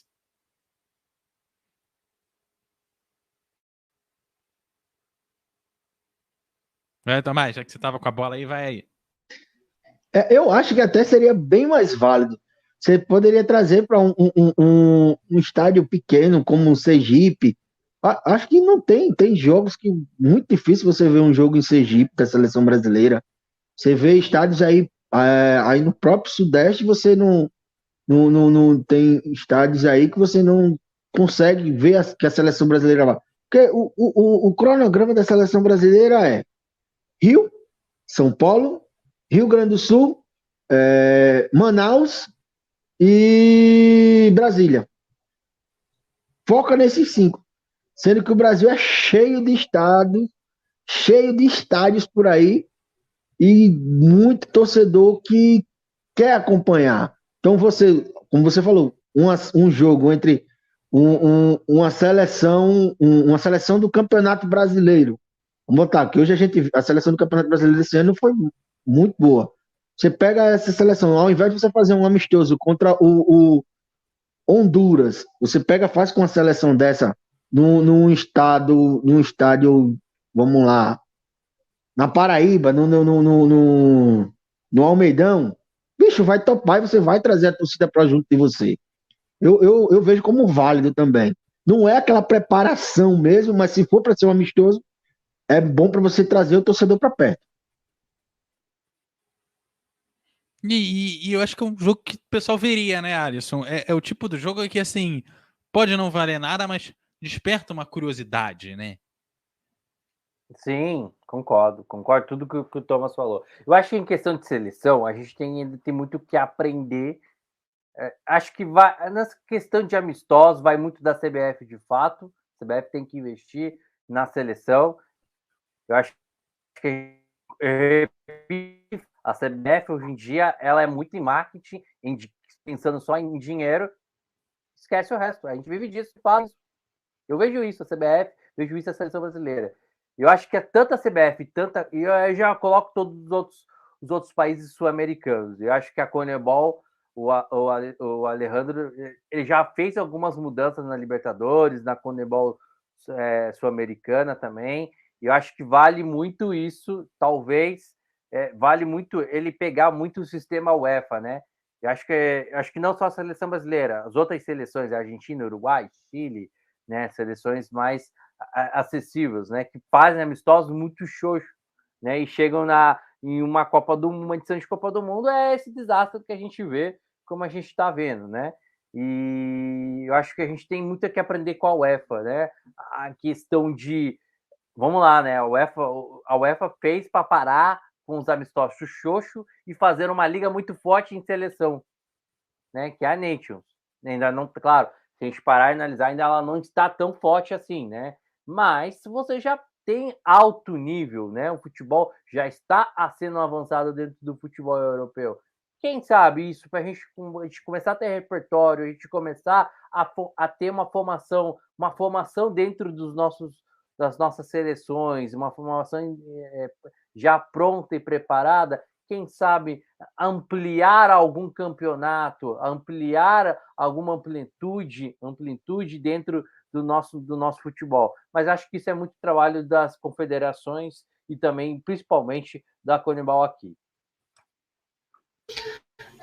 E daqui a pouco, né, Couto, rapidinho, fazer até com as equipes, quem sabe, da CONCACAF, né, com as seleções aqui com os Estados Unidos, com o México, com o Canadá, que estão até que chegaram nessa Copa, inclusive, né, que são seleções até mais fortes que a gente poderia enfrentar, por exemplo, num amistoso. Então, daqui a pouco, México, conversar, né, aí com a própria CONCACAF, né, que é mais perto, né, do que a gente daqui a pouco ir para a Europa. Né? O México, que é gigante, eu acho que não só para isso, né? Eu acho que a Copa América ela faz sentido pegar tudo, né? Não faz assim, me desculpa, né? Sentido só o futebol sul-americano, que já é baixo, você é complicado, você já vê isso já dentro. Eu acho que faz muito sentido a gente pegar num contexto, pegar como antes, né? Você pegar a amplitude do continente em si inteiro. Você tem um México, né? Que é muito forte, que dificulta muito. Seria um ótimo teste para Argentina e Brasil enfrentarem, né? O México, Estados Unidos, que vem crescendo muito no mercado. Acho que concordo contigo. Acho que dava para a gente reaproveitar, né? É isso. Já que a gente comentou, fechando a questão da seleção brasileira, né? O Brasil contra a em Copa do Mundo, a última vitória nossa foi contra a Alemanha na final lá em 2002. Depois a gente perdeu nas quartas para a França em 2006, depois para a Holanda em 2010, tomou o 7-1 da Alemanha em 2014 nas semis, aí foi para disputar o terceiro lugar. Aí a gente apanhou 3-0 da Holanda. Em 2018 ficamos nas quartas contra a Bélgica, o jogo foi 2-1 para a Bélgica, e agora esse empate em 1-1 na Croácia, na prorrogação, 0-0 no tempo regulamentar, perdendo nos pênaltis. É uma seleção brasileira que tem aí bastante dificuldade contra as seleções europeias, e seria, pensando agora para finalizar a questão da troca de técnico, trazer de fora. Eu sei que o Tomás já falou um pouco mais sobre isso, mas ampliando agora para o Alisson e para o Matheus. O que tem que ter o próximo técnico da seleção, independente de nome, qual tipo de mentalidade, qual tipo de estrutura, qual tipo de pensamento vocês esperam, começando com o Matheus? Eu acho que o Tomás até falou bem, né, de trazer uma filosofia nova. Eu até particularmente não tenho um nome assim que eu falaria aqui que é o meu nome ideal para assumir a seleção brasileira. Eu acho que a gente olha o mercado brasileiro principalmente e não vê grandes opções para apresentar algo diferente. Então a gente vai ter que daqui a pouco buscar um estrangeiro, o próprio Abel Ferreira. Eu gosto do nome que é o José Mourinho, quem sabe, né? Eu acho que é um técnico que poderia também trazer algo de diferente, mas não sei se também é um cara que está disposto a assumir a seleção brasileira. Acho que tem que mudar a metodologia, tem que mudar a filosofia. Cara, acho que tem muita coisa para mudar dentro da seleção brasileira. Eu acho que o técnico é uma parte dessa engrenagem. E, como eu disse, eu não tenho um técnico hoje, um nome que eu gostaria muito de assumir a seleção, mas eu acho que tem coisas para mudar e eu acho que o Brasil vai atrás, muito provavelmente, de um estrangeiro, porque são os técnicos estrangeiros que estão vindo para o futebol brasileiro, que estão conseguindo tornar-se vencedores, e acho que o Brasil deve ir em busca, então, de um estrangeiro para justamente buscar algo diferente, porque a gente está vendo essa distância, principalmente para as seleções europeias, nas últimas Copas do Mundo, a gente está ficando pelo meio do caminho para as seleções europeias, então a gente tem que trazer alguém que possa, de fato, combater de frente com essas seleções para o Brasil voltar a ser uma seleção competitiva e aí sim, quem sabe, sonhar ainda mais com um Hexa. Vai ser bem rápido aqui, Eduardo, para a gente mudar de assunto. Eu acho que esse é o grande problema quando a gente fala quem vai se assumir, né? Porque eu sou muito contra a gente ter que trazer treinador de fora, né? Eu sou muito contra isso, mas infelizmente é o que tem no mercado. E isso mostra como a nossa safra de treinadores é horrorosa. Se a gente olhar, é tudo horroroso dentro do nosso futebol. É a safra de treinadores que a gente não consegue, os clubes têm que vir de fora para buscar. É a arbitragem que é um Deus nos acuda, e provou isso o Rafael Claus na Copa do Mundo, que é um show de horrores, né? Eu acho que, de fato, não tem um nome brasileiro. Vamos pensar em brasileiro, que eu acho que o Abel vai ser o técnico da seleção brasileira, pelo algumas coisas que eu vi. A presidente do Palmeiras meio que já falou isso, né? Meio que jogou as cartas antes da Copa do Mundo, né? Só estou dando uma hipótese, né? Algumas coisas que eu vi. Mas se for para apostar, acho que talvez o Abel, porque acho que o ciclo dele está se encerrando no um Palmeiras que vai começar a reformular a partir do ano que vem, né? Mas a gente pensar em brasileiro, vamos colocar um nome brasileiro? Pronto, preparado? Não tem. Não vejo um nome. Talvez vocês acham que eu vou muito longe. Talvez essa pessoa pode estar muito velha para dirigir uma seleção brasileira, e que também não está mais atuando no futebol, né? Como treinador. Mas eu queria ver muito a forma que ele fez com o São Paulo, tricampeão brasileiro. Acho que daria uma chance para o Muricy, né?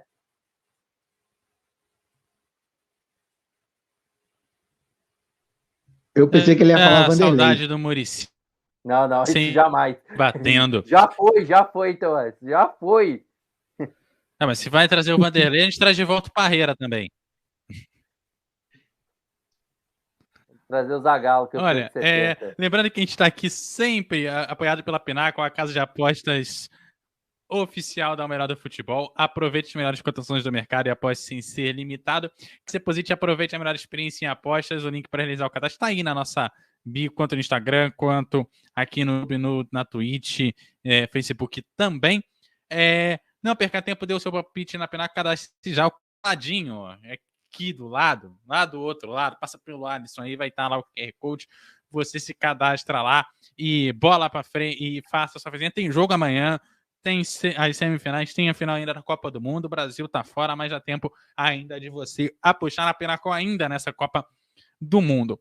Bom, a gente vai continuar falando aqui de Copa, a gente vai falar bastante aqui de Sul-Americano, e olha só, os melhores sul-americanos na Copa do Mundo, basicamente a gente tem um revezamento entre o Uruguai, a Argentina e o Brasil. A pior colocação foi a Argentina, nona colocação lá em 1934, a gente teve o Uruguai campeão em 1930, 1950, depois o Brasil 58 e 62, 1970, depois a Argentina em 78 e 86, e depois o Brasil em 94 e 2002.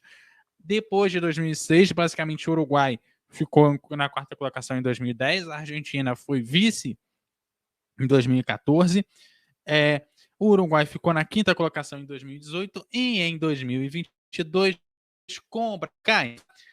A Argentina, que bateu a Holanda mais cedo, nos pênaltis também, empatou no tempo regulamentar, a Argentina se torna a melhor sul-americana na Copa desse ano. Se vai ser campeão ou não, se vai disputar o terceiro lugar ou a final, falta decidir ainda, né? Mas fato é que ela já é a melhor sul-americana nessa Copa de 2022. O Brasil aí, 5 Copas aí, não sendo também o melhor sul-americano, 4, né? Porque em 2006 ele foi, né? Vai aí para 4 Copas consecutivas sem ser o melhor sul-americano. Vou começar com o Tomás. Tomás, e aí, Argentina e Holanda? Jogo, assim, não tão divertido quanto o brasileiro, porque a gente sofreu muito vendo a seleção jogar, mas foi um jogo pelo menos divertido de ver. Foi foi simplesmente a melhor partida dessa Copa do Mundo. Até agora. Simplesmente a melhor partida da Copa do Mundo. Apareceu a genialidade do Messi, apareceu a catimba argentina, apareceu um lance incrível no final do jogo da seleção holandesa. Apareceu, eu vi no final da partida o Messi estava reclamando do Van Gaal, porque ele disse que o Van Gaal se considera o melhor técnico, que o Van Gaal hoje foi só o cruzamento com a bola na área. Mas o time dele quase perde o jogo assim. Então, depois que ganhou, fica fácil de falar e de criticar a estratégia do outro treinador. Mas ele não fala do gol que a zaga dele tomou. Eu acho que se tiver algum jogo que possa ser tão bom quanto esse, eu espero que seja Inglaterra e França. Eu vejo com muito bons olhos essa semifinal, mas aí já falamos muito ontem. Hoje eu vi uma Argentina que há muito, como eu falei mais cedo, hoje eu vi uma Argentina que há muito tempo eu não via. Argentina com garra, o Messi sendo aquele líder, aquele cara que quando você vê que ele quando comemora o gol, os gols ele vai lá comemorar, vai para a torcida, na hora do pênalti também ele bate, ele tem a frieza de pedir para bater o primeiro pênalti para colocar a Argentina em vantagem. E eu vejo que foi o resumo que eu posso dar foi um jogo espetacular. Para não me prolongar muito no comentário, foi um jogo espetacular de se assistir. O gol de empate da Holanda, eu gritei como se fosse um gol do Brasil. Tem que ser sério que o gol de empate da Holanda. Pode falar. Não, gol de empate. Os fogos que não soltaram no jogo do Brasil, o pessoal torrou nesse gol aí. Eu resumo a partida como a melhor, até agora, a melhor partida da Copa do Mundo. Esse é o resumo do jogo de hoje para mim. Matheus, passando a bola para você, a gente vê uma Holanda cair pela segunda Copa, né? Que ela chega lá, porque em 2018 ela não conseguiu classificar, mas em 2014 ela caiu invicta depois de vencer uma disputa de pênaltis contra a Costa Rica, depois perdeu para a Argentina também na disputa de pênalti e acabou vencendo o Brasil na disputa de terceiro lugar, ficou o terceiro lugar lá na Copa de 2014. Em 2022 cai invicto também, perdendo novamente nos pênaltis para a Argentina. O que faz essa Holanda que não dá para entender? É a segunda Copa que ela entra, não perde e não classifica. Incrível, né? Incrível o que acontece com a seleção holandesa. Não é uma geração que estava prometendo muito, a gente não estava esperando grandes coisas da seleção da Holanda nessa Copa, mas acho que especialmente no jogo de hoje foi muito aguerrida, né? Depois de estar tomando um 2-0, correu atrás, as mudanças do Van Gaal fizeram efeito, conseguiu empatar o jogo na jogada aérea, depois um gol, aquele gol na cobrança de falta ali realmente foi muito surpreendente e marcou o gol de empate, e a Holanda novamente tenta chegar, mas acaba ficando de novo pelo meio do caminho. Acho que foi de fato uma seleção muito aguerrida, acho que tentou, parou numa Argentina também que está num momento muito bom. Não sei se a Argentina vai ser campeã ou não, aí é outra história, mas que, olha, eu acho que a Argentina vai chegar na final, acho que vai passar pela Croácia, porque realmente a Argentina está nessa Copa, está muito forte, o Messi está jogando muita bola, aquele passe que ele deu no primeiro gol da Argentina foi simplesmente genial. Acho que a Argentina foi superior no jogo, depois que fez o segundo gol acabou parando um pouquinho, assim como foi contra a Austrália, né, quando também abre um 2-0, só que faltou um pouquinho de qualidade para a Austrália para buscar o empate, até teve chance, acabou não conseguindo, e a Holanda conseguiu reagir, mostrou forças da onde eu até achei que não teria quando fez o segundo gol. A seleção da Argentina, achei que ali já estava liquidado o jogo e a Holanda conseguiu reagir, empatou o jogo, levou para uma prorrogação. A Argentina foi até melhor na prorrogação, botou a bola na trave, botou o goleiro para trabalhar, acabou indo para os pênaltis. O seu goleiro brilhou, foi bem demais o Martínez nos pênaltis e a Argentina acabou passando. Mas realmente a Holanda promete, mas acaba não conseguindo avançar novamente, não passa das quartas de finais, segue sem o título mundial, sempre prometendo, sempre ficando para a próxima. Como eu disse, a gente não esperava muita coisa. A seleção da Holanda acabou conseguindo chegar nas quartas de finais, mas realmente pegou uma Argentina muito forte pelo meio do caminho, até fez muito, depois de estar perdendo por 2-0, conseguiu empatar, mas de novo fica no meio do caminho. Alisson, a gente viu uma seleção da Holanda que correu atrás desse empate, mas que parte do problema dela foi perder as 2 primeiras cobranças dos penais. Uma Copa do Mundo que a gente vê muita seleção errando os primeiros penais também, né? A Holanda foi mais uma que começou ali e perdeu o primeiro. Eu acho que é uma Copa do Mundo dos goleiros. Acho que a gente tem que colocar, a gente esquece de colocar o mérito dos goleiros. A gente tem que colocar, né? O goleiro croata hoje foi espetacular. O Szczesny defendeu pênaltis muito importantes na Copa. O Courtois também defendendo pênaltis. Eu acho que a gente tem que colocar mérito dos goleiros também. Acho que o goleiro da Argentina, Emiliano Martínez, tá de brincadeira as defesas que ele ocasionou, né? Falando sobre o jogo, eu concordo. Melhor jogo que a gente viu na Copa até aqui. Na verdade, os melhores jogos, tudo acontece com a Argentina. Para mim, não sai da minha cabeça Argentina e Arábia. Pela forma que foi, vou voltar e vou falar, né? A forma que foi de emoção, né? De um jogo dramático como foi. Acho que os 2 melhores jogos dessa Copa envolveram a Argentina jogando, né? E quando eu falo que envolve a Argentina, é porque, de fato, esse time está determinado. É um time que se uniu e tá tão focado em não só os jogadores. O torcedor faz a diferença. Né? Só para falar isso, rapidinho, vou fugir um pouquinho do foco. O torcedor, ele faz a diferença. O torcedor argentino que está lá é o torcedor diferente do torcedor brasileiro.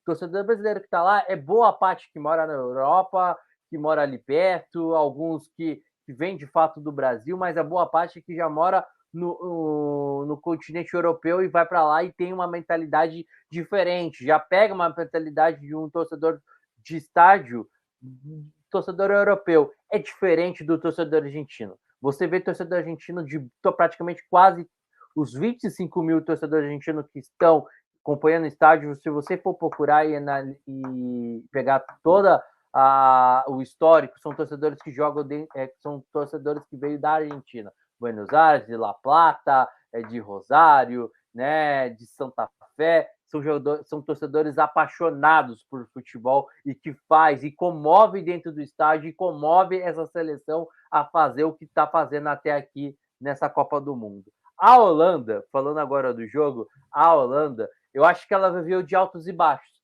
A Holanda, em determinados momentos, ela me mostrou com muitas deficiências que eu colocava sempre um ponto de interrogação de como que vai atuar, na forma de proporcionar lá na frente.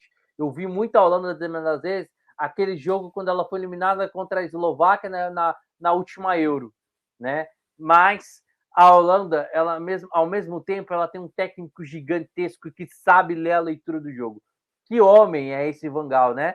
2 Copas do Mundo e não perdeu nenhuma, infelizmente, não foi até a final. É lamentável a gente dizer isso, né? São 2 Copas do Mundo invicto, não perdeu e não consegue. Eu acho que a Holanda, o que ela já fez até aqui, tem que aplaudir, gente. Tem que aplaudir. Desde eu acho que desde a Copa de 2010, após vice-campeonato, a Holanda ela vem desmontada.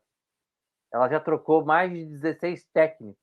16 técnicos. Gente, é muita coisa para uma seleção do tamanho que é da Holanda. Uma seleção que nos encantou na década de 80, né? Vamos lembrar, vamos dizer que a seleção Holanda e Brasil, Itália, encantou o mundo na década de 80, né? Com as seleções que tinham. E acho que ela sofreu muito. Eu acho que o que o Van Gaal fez foi muito de levar essa seleção até ali. E uma imagem que fica a mim, e a gente tem que dizer que a seleção foi aguerrida assim e foi determinada. E quem se classificasse poderia ser a Holanda assim ou a Argentina e seria méritos. E a gente vê no final da partida você vê garotos, gente, porque a seleção holandesa do meio para frente é uma seleção muito jovem, né? Que tem muito futuro e muita preparação daqui para frente. Isso eu anotei e eu coloquei isso muito na minha cabeça. Você vê a roda dos jogadores unidos da seleção holandesa, né? Você não vê jogadores para lá, sentado lá de lá, lá de lá, indo para o vestiário chorando. Você vê a união ali, né? A forma que o jogador, não sei, não falo holandês, mas não sei, mas deve ter uma frase motivando esses jogadores, não o técnico, Van Gaal estava assim no meio, mas os jogadores jovens, você vê ali na rodinha, né? Ficaram ali acho que uns 10 minutos conversando, falando da importância de chegar até onde que foi, porque acho que não só eu, acho que todo mundo tinha uma desconfiança na seleção holandesa e tudo que veio, tudo que passou, né? Não indo para a Copa de 2018, né?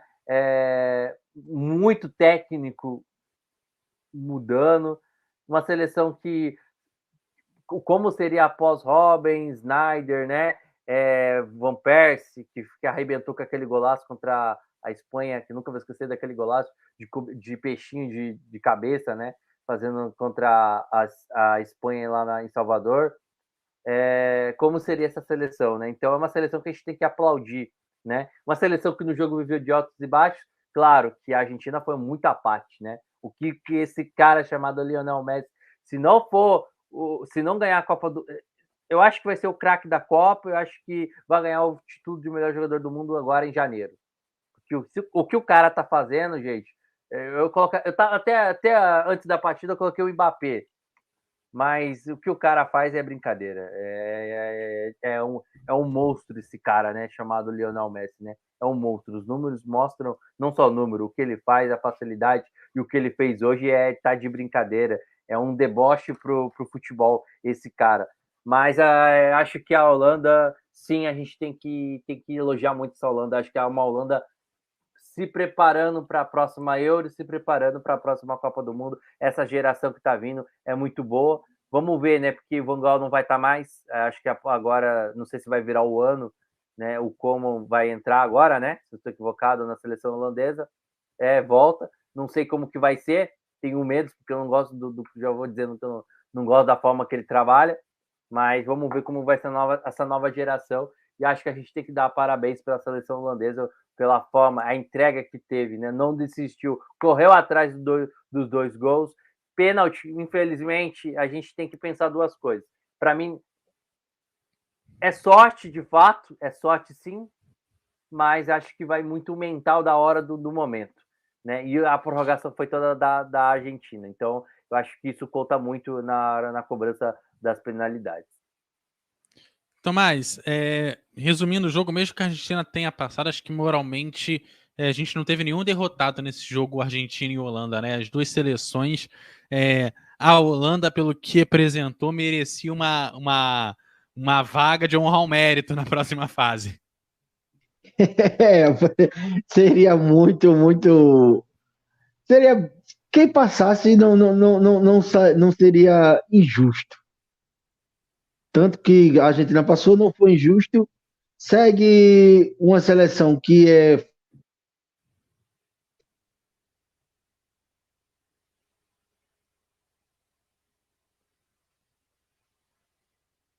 A Argentina toma o primeiro gol e, cara, é incrível como isso acontece. Passou também de levar o empate da Austrália no jogo passado, no último lance. Nesse jogo, no último lance, ela toma um empate e quando volta para prorrogação, eles conseguem se reinventar novamente. E ela é fraca psicologicamente e forte psicologicamente ao mesmo tempo na mesma partida. Você vê a contradição. que como o futebol é incrível. E o pior que ali o treinador, ele já tinha mudado. Você vê o cara que bate o último pênalti, o Lautaro, você vê que quando a Holanda ela empata o jogo, a TV parece que foca no Lautaro. Ele tá com um semblante de choro, de como se tivesse sido derrotado. E ainda ia para prorrogação. E ele faz o gol, a última cobrança, ele converte a última cobrança e ele sai como se estivesse fazendo aquele coisa do sai zica. Cara, não tem um. Quem passou por méritos por ter um goleiro que estava numa noite mais inspirada. Hoje o Emiliano Martins estava numa noite mais inspirada e foi bem demais nas duas cobranças, porque as duas cobranças não é que os jogadores bateram mal, eles bateram o Emiliano foi buscar a bola. Então eu achei que foi muito merecido. Não queria, bicho, até o último minuto eu não queria que a Argentina passasse, mas ficou de bom tamanho. Vou torcer para que ela. Oi. Não, pode terminar, que eu ia falar depois de terminar. Vou torcer para ela não chegar à final, para ela perder para a Croácia. E, cara, eu tava aqui uma dúvida. A final de 66 foi Argentina e Inglaterra, né? Foi. A gente pode ter uma reedição dessa final. Quem sabe a Inglaterra não consiga o seu bicampeonatozinho. Ou a Argentina Copa, vingar, né? Ou a gente pode ter uma coisa muito espetacular. Eu tava pensando nisso hoje. Como é a última Copa do Messi e a última Copa do Cristiano Ronaldo, grupo faz, né, lados diferentes. Imaginou o final do ano, Messi e Cristiano Ronaldo. Ele ia falar o último duelo. Acho que falta isso, né? O último duelo, né? Aí é Portugal campeão. Tem que ser Portugal campeão. Pelo menos pela língua. E isso é uma coisa, assim, mais cedo, não sei nem se eu poderia compartilhar isso aqui, mas hoje mais cedo, quando comentaram sobre essa questão, né, de que poderia ter os dois, é uma despedida também aqui no Brasil de um narrador que narrou várias Copas. Se juntar essas três coisas, vai ser aquela transmissão para você resgatar o VHS, se você ainda tiver algum ali, e fazer ele funcionar, sabe? Rapidinho, gente, vamos aos destaques. Só rapidinho para passar para o Matheus, para o Matheus também falar. Eu acho que esse jogo da Argentina teve dois aspectos, e acho que vocês vão entender que quando eu falo que o torcedor faz sentido. Quando a Argentina cai de produção e a Holanda cresce, o torcedor abaixa a bola. O torcedor fica muito quieto e a Argentina sente isso. A virada para a prorrogação, o torcedor argentino no intervalo após começa a cantar, começa a fazer aquele estádio virar um caldeirão, o time vem junto. Eu sempre falo, a seleção ela se move com o torcedor. E a gente está vendo, tem duas seleções que movem, Argentina e Marrocos, nessa Copa do Mundo, que o torcedor faz. E outra coisa, não sei se o Matheus concorda, se não é o Messi, Enzo Fernandes é o craque da Argentina nessa Copa. O que esse cara, por mais que perdeu o pênalti, o que ele faz é brincadeira. Matheus, vai lá.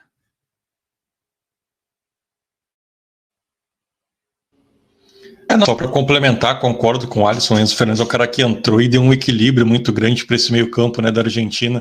O cara que realmente joga muita bola. O Messi vem sendo o principal jogador, mas eu acho que está azeitada essa seleção da Argentina. Eu acho que a seleção chega forte, acho que chega com um moral muito elevado depois dessa vitória, principalmente emocionante, uma vitória que batalhou até o final, venceu nos pênaltis. E eu tô com o Tomás, não vou torcer para a Argentina não, mas eu acho que eles vão talvez chegar na final, podem pegar pela frente, né? Quem sabe o Portugal, o Messi e Cristiano Ronaldo seria extraordinário para encerrar essa Copa do Mundo, encerrar essa carreira dos dois jogadores, né? Teríamos aí ou o Messi ou o Cristiano campeão da Copa do Mundo, pode ser a Inglaterra, pode ser uma França com o Mbappé de novo. Acho que de qualquer forma a gente vai ter uma grande decisão de Copa do Mundo, mas acho que a Argentina chega forte, acho que a Argentina é favorita para passar pela Croácia, acho que a Croácia pode daqui a pouco surpreender de novo, né? A Croácia, assim como foi em 2018, vem de novo,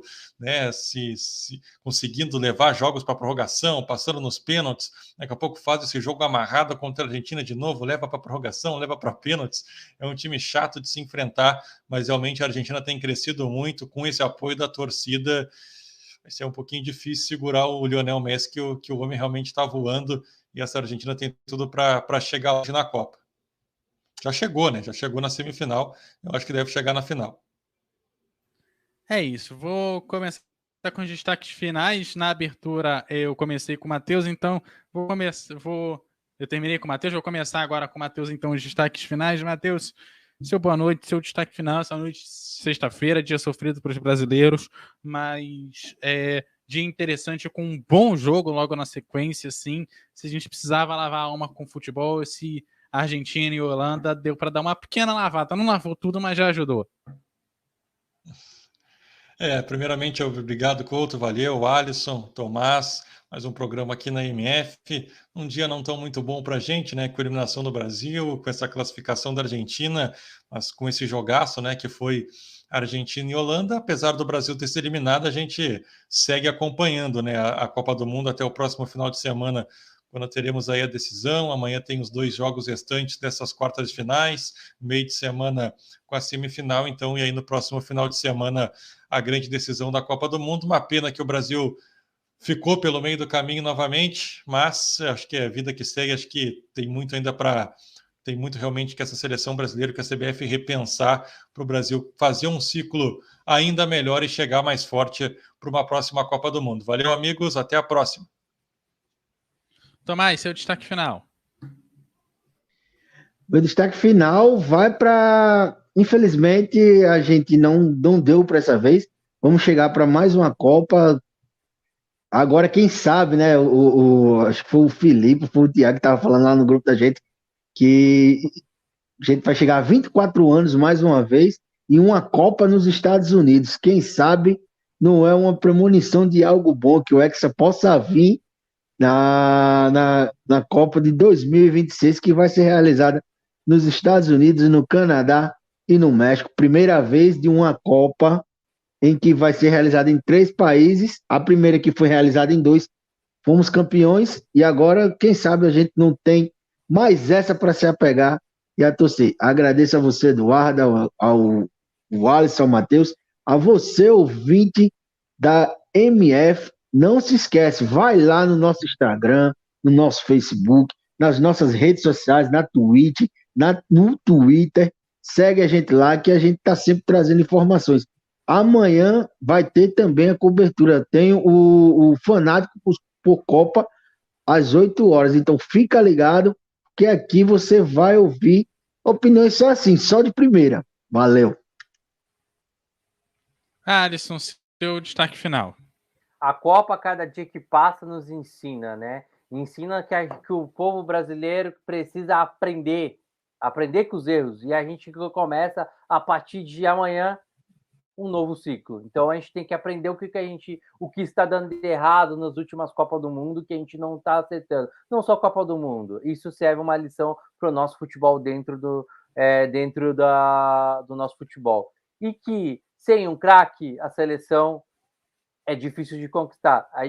Quando você tem um gênio, meu filho, você vai muito longe. Quando você tem uma paixão, amor à sua camisa, mostra que o seu time pode se superar. Essa é a Argentina que a gente vê, e que o sonho marroquino continue amanhã, e a gente torce para o Marrocos numa semifinais exclusiva para não só para o seu país, mas sim para o Oriente, porque o torcedor Oriente gosta muito do Marrocos, e sim para o continente africano, porque merece. Acho que chegou já a hora. Chegou a hora que o sonho marroquino continue amanhã. Valeu, amigos. Valeu, Tomás. Valeu, Matheus. Valeu a todos e até a próxima. É isso. Amanhã, primeiro jogo, meio-dia. Segundo jogo, 4 da tarde, mais à noite, 8 horas. Tem aqui o Fanáticos por Copa aqui na O Melhor do Futebol. Acesse lá no nosso site, omelhordofutebol.com. Lá você tem as informações do esporte 24 horas por dia. Siga a gente no Facebook, Instagram, Twitter. Galera, aquele abraço. Até a próxima. Se liga aí na MF. Passando a emoção que você já conhece, galera.